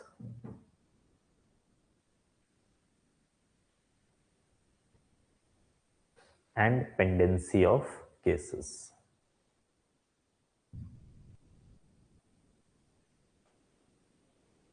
right? एक तो वैकेंसी है, दूसरा नंबर ऑफ जजेस भी इंडिया में कम है. दुनिया में कहा जाता है, जैसे फॉर एग्जांपल अगर आप डेवलप्ड कंट्री देखेंगे, so if you know this figure, if you look at the developed countries का क्या कॉन्सेप्ट है? हर मिलियन का मतलब कितना होता है? 10 lakh, right?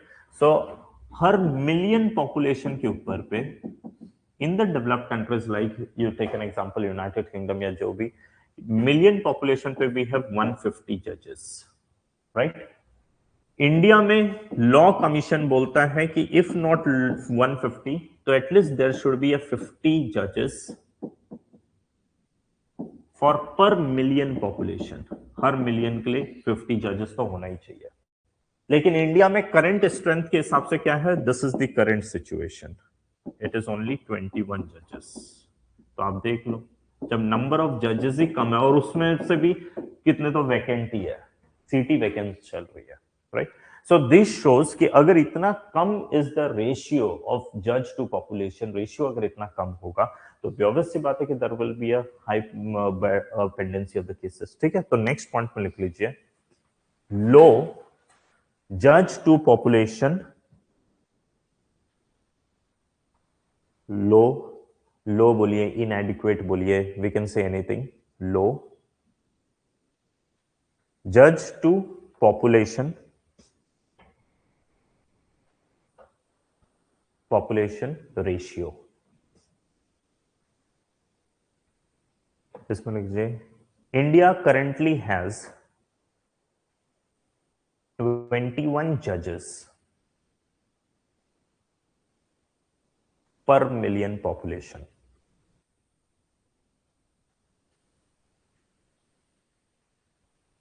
In contrary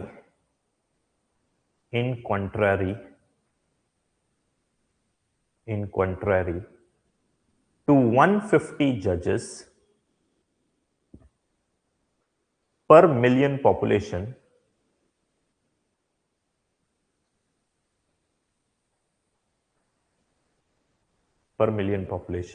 in developed countries.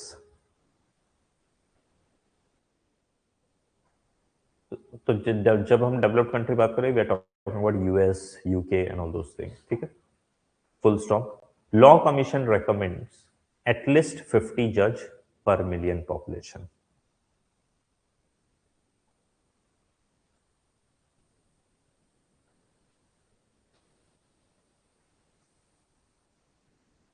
ठीक है. नाउ अब देखिए, एक तो जितना जज होना चाहिए था उतना है नहीं, कम है, जो है वो भी खाली है, और जो भरा भी है ना, या फिर जो जिसको भरना भी है, तो वो जो process of appointment of the judges, what do you think? In India it is simple or a complex?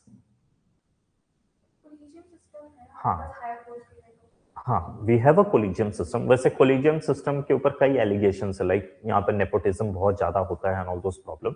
But anyway, अगर हम बात करें, if we look at the process of appointment, even the process of appointment is very complex and it is time consuming. ठीक है, complex इसलिए क्योंकि collegium system ने कोई नाम रेकमेंड किया, दैट नाम को गवर्नमेंट अपोज भी तो कर सकती है. एक बार अपोज करेगी तो फिर वो नाम पीछे जाएगा, दोबारा वो नाम सजेस्ट किया तो again second time they are bound to give the approval. But this is very cumbersome and this is time taking process, right. सो इस प्रोसेस की वजह से भी कई बार अपॉइंटमेंट बहुत डिले हो जाता है.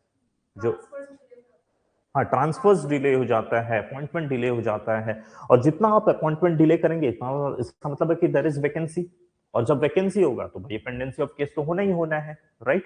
तो नेक्स्ट लाइन पे लिख लीजिए, नेक्स्ट पॉइंट,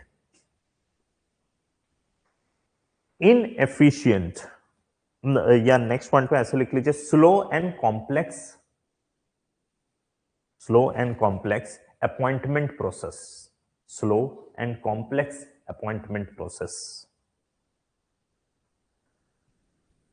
इसमें सिर्फ सिंपल सा एक स्टेटमेंट लिख लीजिए, द अपॉइंटमेंट ऑफ जजेस is lengthy, the appointment of जजेस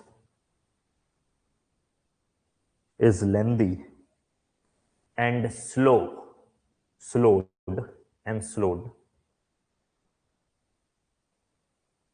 by bureaucratic and political delay.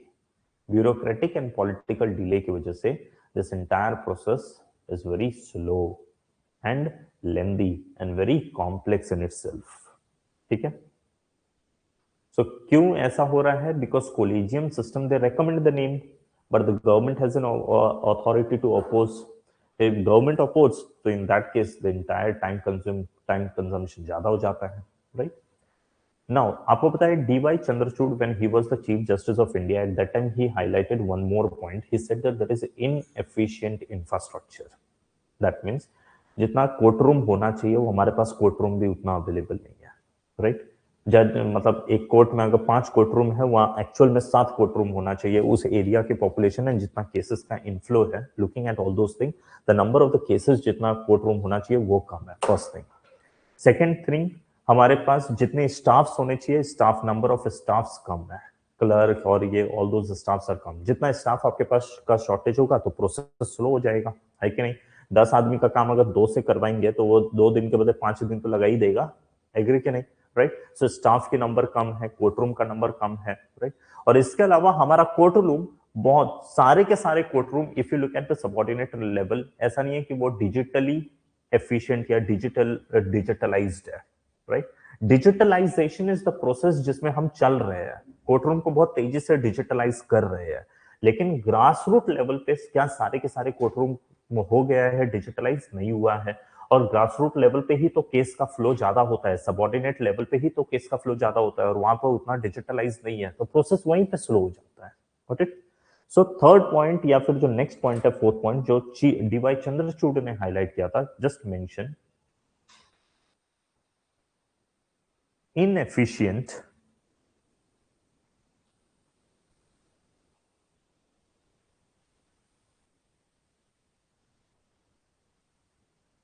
inefficient या फिर ऑब्लिक करके लिख लीजिए, ऐसा लिख लीजिए, इंफ्रास्ट्रक्चरल डेफिशिएंसी, ये ज्यादा सही टर्म हो जाएगा, infrastructural deficiency,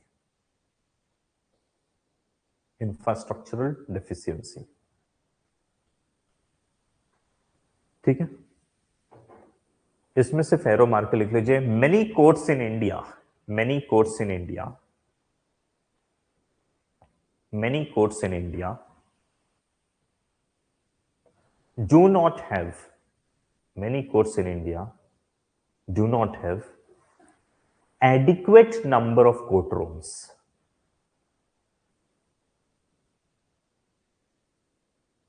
adequate number of courtrooms and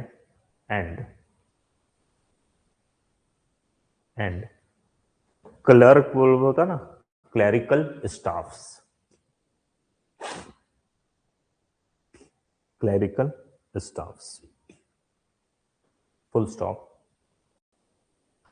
Courts at subordinate level, court at subordinate level, courts at subordinate level are not occupied या फिर are not equipped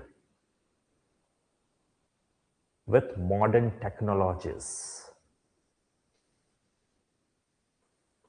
modern technologies. ठीक है, so even this is one of the reason, agree, अगर technology नहीं है तो cases तो slow होना ही होना है, राइट?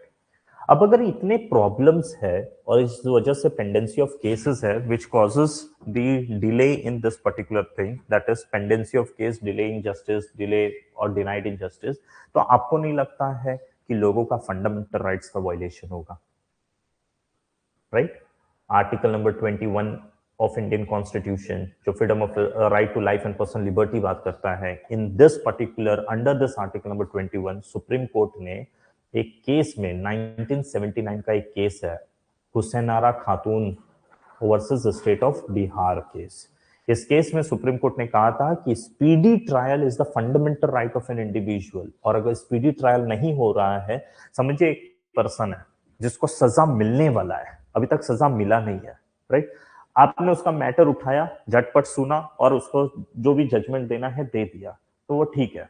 लेकिन इमेजिन करिए कि सजा दिया नहीं है, बस उसका प्रोसेस चल रहा है, ये पूरे फेज में उसके ऊपर एक साइकोलॉजिकल प्रेशर बना रहेगा, क्या जजमेंट आने वाला है पता नहीं, क्या आने वाला है पता नहीं, और वो टेंशन में will he be able to enjoy his life?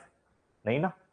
वो जो केस का प्रोसेस चलता है ना, अभी तक सजा मिला नहीं है, फ्री नहीं हुआ है, ना कन्विक्ट हुआ है, ना एक्विटल हुआ है, कुछ भी नहीं हुआ है, लेकिन ये जो प्रोसेस चल रहा है, इस पूरे प्रोसेस में he is not able to live a life, because when we say the life, we talk about the humane life, we talk about the life, हाँ, जहां वो डिग्निटी के साथ जी सके, जहां वो प्लेजर के साथ अपने लाइफ को अकॉर्डिंगली जी सके, राइट? बट इस पूरे फेज में वो नहीं जी पाता है बिकॉज उसके ऊपर एक साइकोलॉजिकल प्रेशर बना रहता है, इसीलिए there is a need for a speedy trial, है कि नहीं? सो आप नेक्स्ट पहले हेडिंग लीजिए, हेडिंग लिखिए, इम्पैक्ट ऑफ, क्या इम्पैक्ट होता है? Impact of pendency of cases, अगर केस पेंडिंग रहेगा तो उसका इम्पैक्ट क्या होने वाला है वो। अच्छा, पता है pendency of cases, now can you tell me, to deal with this particular problem, cases बहुत पेंडिंग हो रहा है, बहुत कोर्ट ओवर बर्डनड हो रहा है, तो हमने कोर्ट के जैसा ही कुछ और भी चालू कर दिया था क्या? Like for example, if imagine करिए, if this is the judiciary, right? Judiciary is like pyramid, lower courts, subordinate courts जो है वो बहुत ज्यादा इन नंबर है, फिर हाई कोर्ट और फिर सुप्रीम कोर्ट। ठीक है, अगर कोई भी मैटर है तो ये मैटर पहले यहां जाता है, यहां पर सेटल हो गया, 10 मैटर अगर पहुंचा है तो हम मानते हैं कि इसमें से 2 मैटर तो कम से कम इधर ही सेटल हो जाएगा, 8 ही ऊपर गया, फिर यहां पर भी कुछ हम सेटल कर देंगे तो और थोड़ा कम ही रहेगा जो ऊपर जाएगा। तो ये इसीलिए पिरामिडल स्ट्रक्चर में चल रहा है। But still the judiciary is, this is judiciary, और judiciary is very much over burden. ठीक है जी, अब इसके जो बर्डन है, इस बर्डन को कम करने के लिए क्या मेजर लिया गया है? हाँ जी, अल्टरनेट कोर्ट जैसा, जिसको हम बोलते हैं क्वासी जुडिशियल बॉडी। हाँ जी, अल्टरनेट, ये dispute, judiciary is what, dispute resolution body, right. So इसके ही जैसा we have come up with the tribunal, Ajay से tribunal and local panchayat, yes tribunals हो गया, ट्राइब्यूनल वही है, हमारे पास जो लोक अदालत का कॉन्सेप्ट है वो यही है, हम मीडिएशन एंड आर्बिट्रेशन सेंटर को प्रमोट करते हैं वो सब यही है। देखिए इसके ही जैसा अलग हमने कुछ बना दिया, उसको बोलते हैं alternate dispute resolution body, right. इसमें आ गया है ट्रिब्यूनल, इसमें आ गया आपका मीडिएशन सेंटर, इसमें आ गया आपका आर्बिट्रेशन सेंटर हो गया, लोक अदालत भी एक तरीके का अल्टरनेट डिस्प्यूट रेजोल्यूशन बॉडी ही है। ठीक है जी, लोक अदालत। अब क्या होगा, if there is a person और इसका कोई केस होगा, he will not directly go to this place, क्योंकि उसको पता है कि वहां पर टाइम बहुत ज्यादा लगेगा, और ट्रिब्यूनल में जाएंगे तो यहाँ बहुत स्पीडली ये मैटर को सेटल कर दिया जाएगा, राइट। सो अलग अलग सब्जेक्ट मैटर से related, like for example nature का we have a tribunal, environment tribunal होता है, वैसा ही वी हैव कॉर्पोरेट से रिलेटेड ट्रिब्यूनल, अलग अलग सब्जेक्ट मैटर का tribunal, so that speedy justice भी हो जाएगा, at the same time court को बर्डन को भी हम कम कर पाएंगे, we will be able to reduce the burden of the courts, right, agree. So this is the alternate dispute resolution body. लेकिन द प्रॉब्लम इज, अब सवाल यह आता है कि if we have this alternate dispute resolution body, तो फिर भाई पेंडेंसी ऑफ केस क्यों है, why there is pendency of case? We already have all these thing ना, वी हैव दिस ट्रिब्यूनल का concept, we have this mediation, arbitration, Lok Adalat, even panchayat को हमने basic कुछ कुछ पावर दे रखा है related to the judiciary, right. So फिर why there is still a pendency of case? The thing is, we have this alternate dispute resolution body, but again उसकी संख्या कम है, वो उतनी ज्यादा पॉपुलर नहीं है, पॉपुलर है, पॉजिटिव डेवलपमेंट हो रहा है, but the intensity with which it need to be promoted, वो इंटेंसिटी की कमी हो रही है, and that is the reason the number of the alternate dispute resolution body is less. अब इसका सॉल्यूशन क्या होगा? Increase the number of tribunals, increase the number of alternative dispute resolution body, है कि नहीं?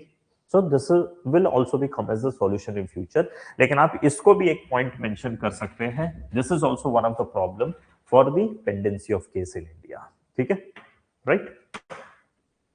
यानी insufficient number of alternate dispute resolution body, right? अब इसका इम्पैक्ट क्या होता है? इम्पैक्ट में सबसे पहले लिखिए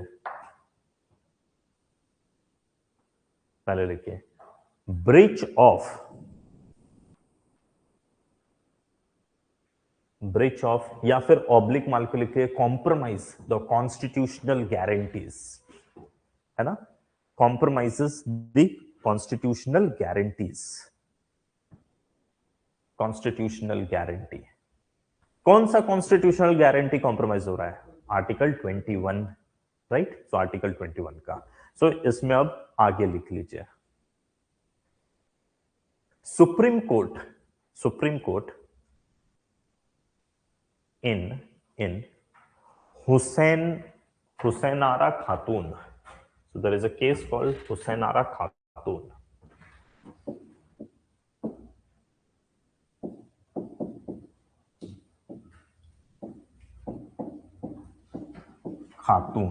ठीक है, so there is a case called Husainara Khatun versus State of Bihar case. This is of 1979. ठीक है, Husainara Khatun versus State of Bihar case 1979. In this case, Supreme Court declared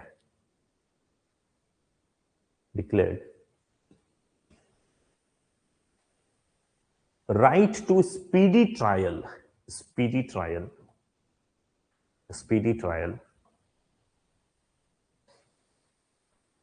as fundamental right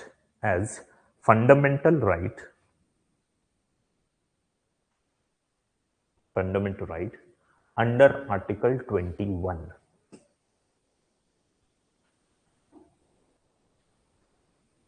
fundamental rights under article 21. ठीक है. सो अगर आपके पास pendency of case होगा, case slow जाएगा, तो इसका मतलब स्पीडी ट्रायल नहीं हो रहा है, that means you are compromising with article number 21 of person. ठीक है. अब सेकंड चीज, अब मुझे अगर पता है, समझिए, if there is a person जिसको मालूम है कि भाई अगर कोर्ट में हम जाएंगे ना तो बहुत चलेगा, 20 साल तक केस चलेगा, टाइम पास ही होने वाला है, तो क्या मुझे भरोसा कोर्ट के ऊपर रहेगा कि मैं कोर्ट में जाऊं और जस्टिस वहां से लूं? विल आई बी ना willing to go to court to get the justice? है ना? नो, ऑब्वियसली नो, बिकॉज मुझे मालूम है कि आज जो भी क्राइम हुआ है, समझिए, यू जस्ट थिंक कि आज ए और B, there are two person, A और बी, ए ने बी को मारा, राइट? बहुत मारा. अब बी को चाहिए जस्टिस.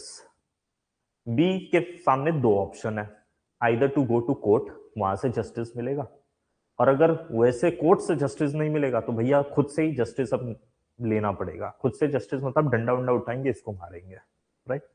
अब वो कोर्ट में जाएगा कब? जब उसको पता है कि मैं कोर्ट में जाऊंगा और कल मुझे जस्टिस मिल जाएगा या जल्दी ही जस्टिस मिलेगा, this person will be punished. So he will be thinking कि हाँ भाई कोर्ट के थ्रू जस्टिस लूंगा. लेकिन अगर इसको पता है कि नहीं, वहां पर 20 साल तक केस चलने वाला है, there will be a pendency case, और सेकंड चीज हो सकता है कि ये एक्विटल हो जाएगा, ये निकल भी जाएगा, छूट जाएगा, तो will he be willing to go to court? The answer is no. He will think कि भाई जस्टिस अपने को खुद से ही लेना पड़ेगा.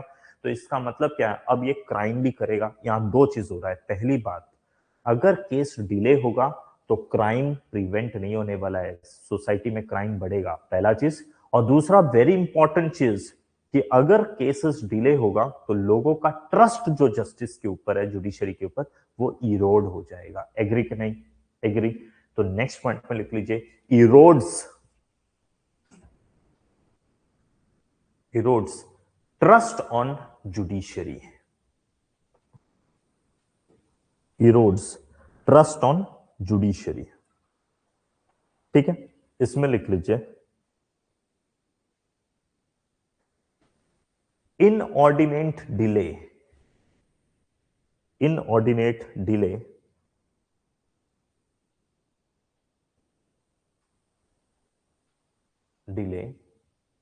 erodes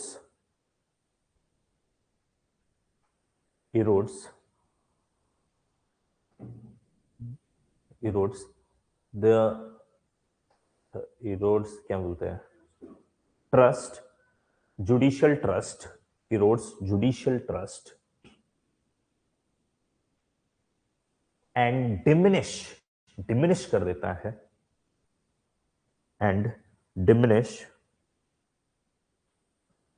deterrent value.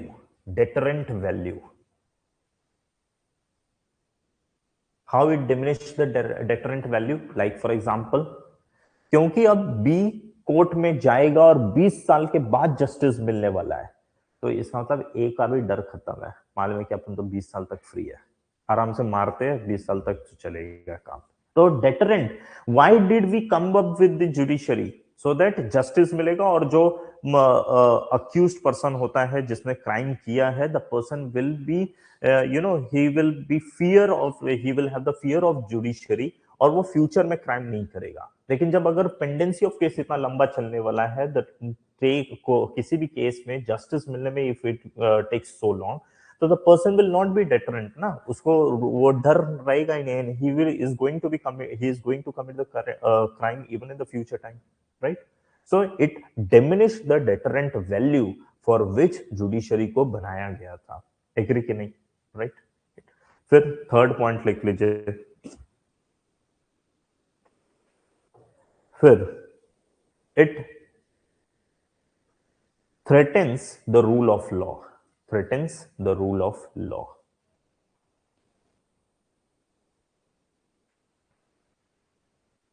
इसमें आगे लिख लीजिए, by rendering by rendering legal remedies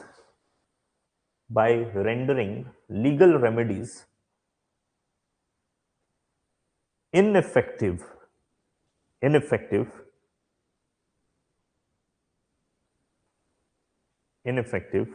it encourages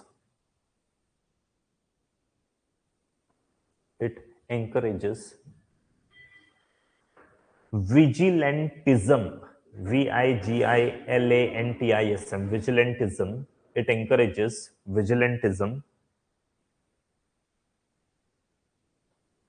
vigilantism and extra constitutional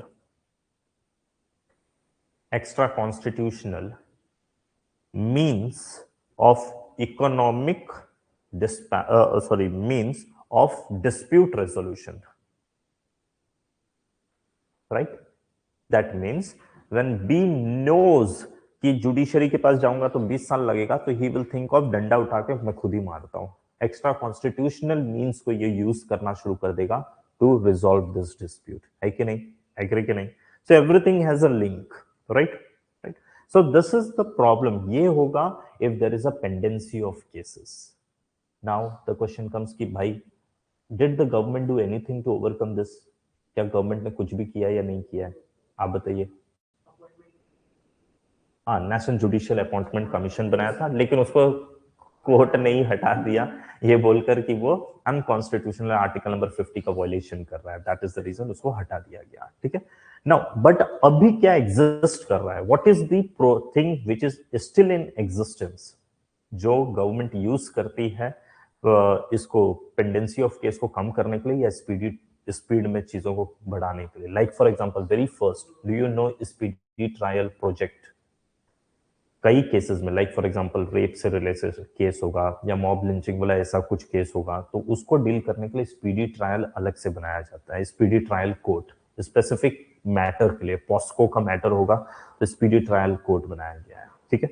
have you ever heard about tele law? There is something called tele law. Tele law का मतलब ये होता है कि आपके इस प्रोसेस को, जस्टिस डिलीवरी प्रोसेस को थोड़ा सा सिंपल कर देते हैं। लाइक फॉर एग्जांपल जैसे फटाफट आप कंप्लेन ऑनलाइन फाइल कर सकते हैं, आपको फी ऑनलाइन ही भर देना होगा, आपको रिसीट ऑनलाइन मिल जाएगा, आपको ऑनलाइन ही गवर्नमेंट पोर्टल, वो जो कोर्ट सिस्टम का पोर्टल होगा उसी के थ्रू बेसिक सजेशन भी मिल जाएगा, और आपको डेट मिलेगा किस दिन आपको आना है वकील से कंसल्ट करने के लिए, ठीक है? तो उस दिन वकील से जाके फटाफट कंसल्ट कर लीजिए, और ये सब चीज ऑनलाइन होगा सो दैट ट्रांसपेरेंसी भी रहेगा एंड स्पीडी भी होगा। इसलिए टेली लॉ का कॉन्सेप्ट भी लाया गया, ठीक है? Now have you heard about the national judicial reform 2000, basically 2012 का ये रिफॉर्म है, 2013 का national judicial reform. National judicial reform के थ्रू क्या हम कर रहे हैं? हम अपॉइंटमेंट में रिफॉर्म लाने वाले हैं, हम इंफ्रास्ट्रक्चर में रिफॉर्म लाने वाले हैं, हम नंबर ऑफ जजेस को बढ़ाने वाले हैं, and all those things, these are the things. Have you ever heard about the National Judicial Infrastructural Project, जिसके थ्रू गवर्नमेंट क्या कर रही है? कोर्ट, नंबर ऑफ कोर्ट्स को बढ़ाने वाली है, प्लस कोर्ट्स को मॉडर्नाइज कर रही है। तो स्टिल गवर्नमेंट इज डूइंग, ऐसा नहीं कि गवर्नमेंट इज नॉट डूइंग, ठीक है? तो आपको कुछ बेसिक सिर्फ हेडिंग ही लिख लीजिए, हेडिंग भी अगर लिख लिए तो that is more than sufficient. ये लिख लीजिए, government's effort, right, to reduce judicial pendency. Government का एफर्ट लिख लीजिए, या गवर्नमेंट का क्या इनिशिएटिव है ना? Initiative to reduce the judicial pendency. इसमें सिर्फ 1 2 3 करके पॉइंट फॉर्म में लिख लीजिए। Like for example tele law, TELE, tele law, LAW, tele law, ठीक है? फिर e court project, e court project. फिर लिख लीजिए fast track special courts, we have fast track special courts,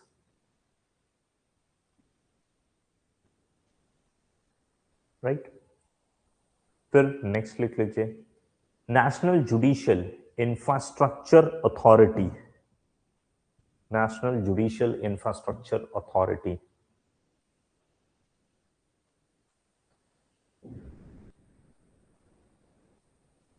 authority of India, national judicial infrastructure authority of India. अब देखिए उसको आपको नाम से भी कुछ कुछ चीज तो क्लिक हो ही जाएगा, तो आप उससे एक एक स्टेटमेंट भी लिख देंगे ना तो चल जाएगा, बस अब आपको इतना पता होना चाहिए क्या क्या हेडिंग है, what are the government is doing. एक और लिख लीजिए national mission, national mission for justice delivery and legal reform, it is of 2011, sorry, national mission for justice delivery and legal reform, ठीक है।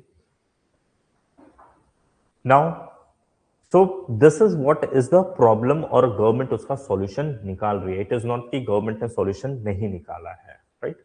बट अगर मैं आपसे पूछूं, प्रॉब्लम आप लोग ने सुन लिया, व्हाट इज द प्रॉब्लम, और उस प्रॉब्लम का असर क्या हो रहा है वो भी आप लोग ने देखा, अपना फंडामेंटल राइट्स का ब्रीच हो रहा है and all those thing, right. Government कुछ इनिशिएटिव ले रही है, लेकिन अगर मैं आपसे ये पूछूं what do you think should be a solution, आप क्या क्या सॉल्यूशन बता सकते हैं।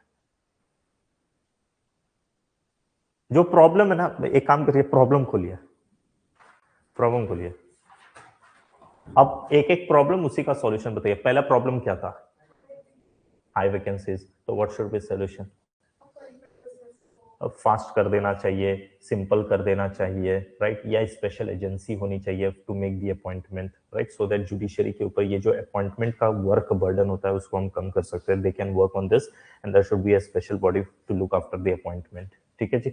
जो गवर्नमेंट ने एक्चुअली किया भी था, नेशनल जुडिशियल अपॉइंटमेंट कमीशन के थ्रू करने की कोशिश भी की थी, but there should be a thing ना। हाँ जी, फिर सेकंड प्रॉब्लम क्या है, इंफ्रास्ट्रक्चर डेफिशिएंसी है, तो भैया हमें ज्यादा कोर्ट बना देना चाहिए, क्या जाता है, ज्यादा कोर्ट बना दो, गवर्नमेंट ऑलरेडी काम कर रही है, आप ये भी लिखिए कि government is working but still हमें और कोर्ट्स की रिक्वायरमेंट है कि नहीं, नंबर ऑफ कोर्ट्स बढ़ाना चाहिए, और क्या होना चाहिए, कोर्ट्स को डिजिटलाइज कर देना चाहिए, है कि नहीं। नेक्स्ट प्रॉब्लम क्या था,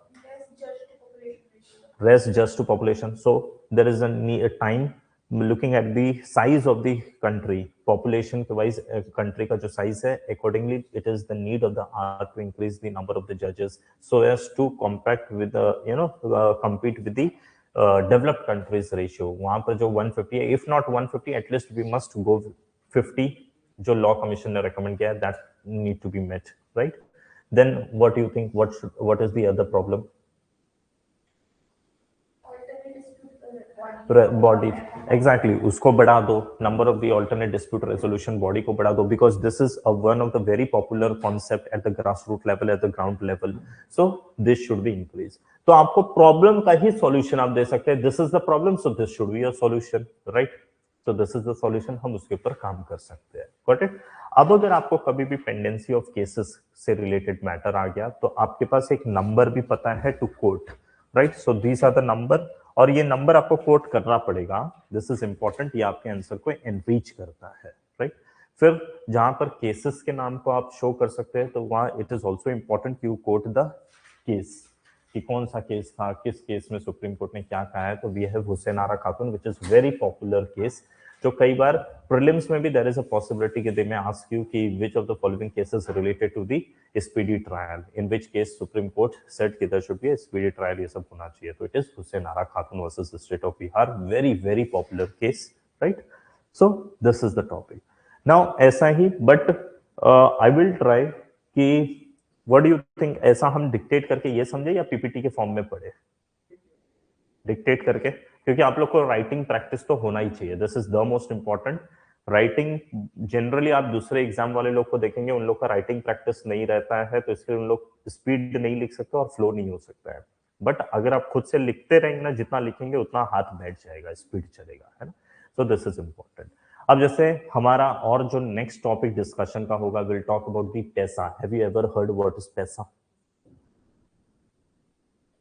dictate, sir, yeah, sure, definitely we will do a dictation, right, so it is panchayat extension to schedule area, 30 years उसका कंप्लीट हुआ है, 1996 में आया था panchayat extension to schedule areas, उसका 30 साल पूरा हो गया है, तो उसके बारे में दिस इज वेरी इंपॉर्टेंट चीज। India Russia relationship is important चीज, ठीक है।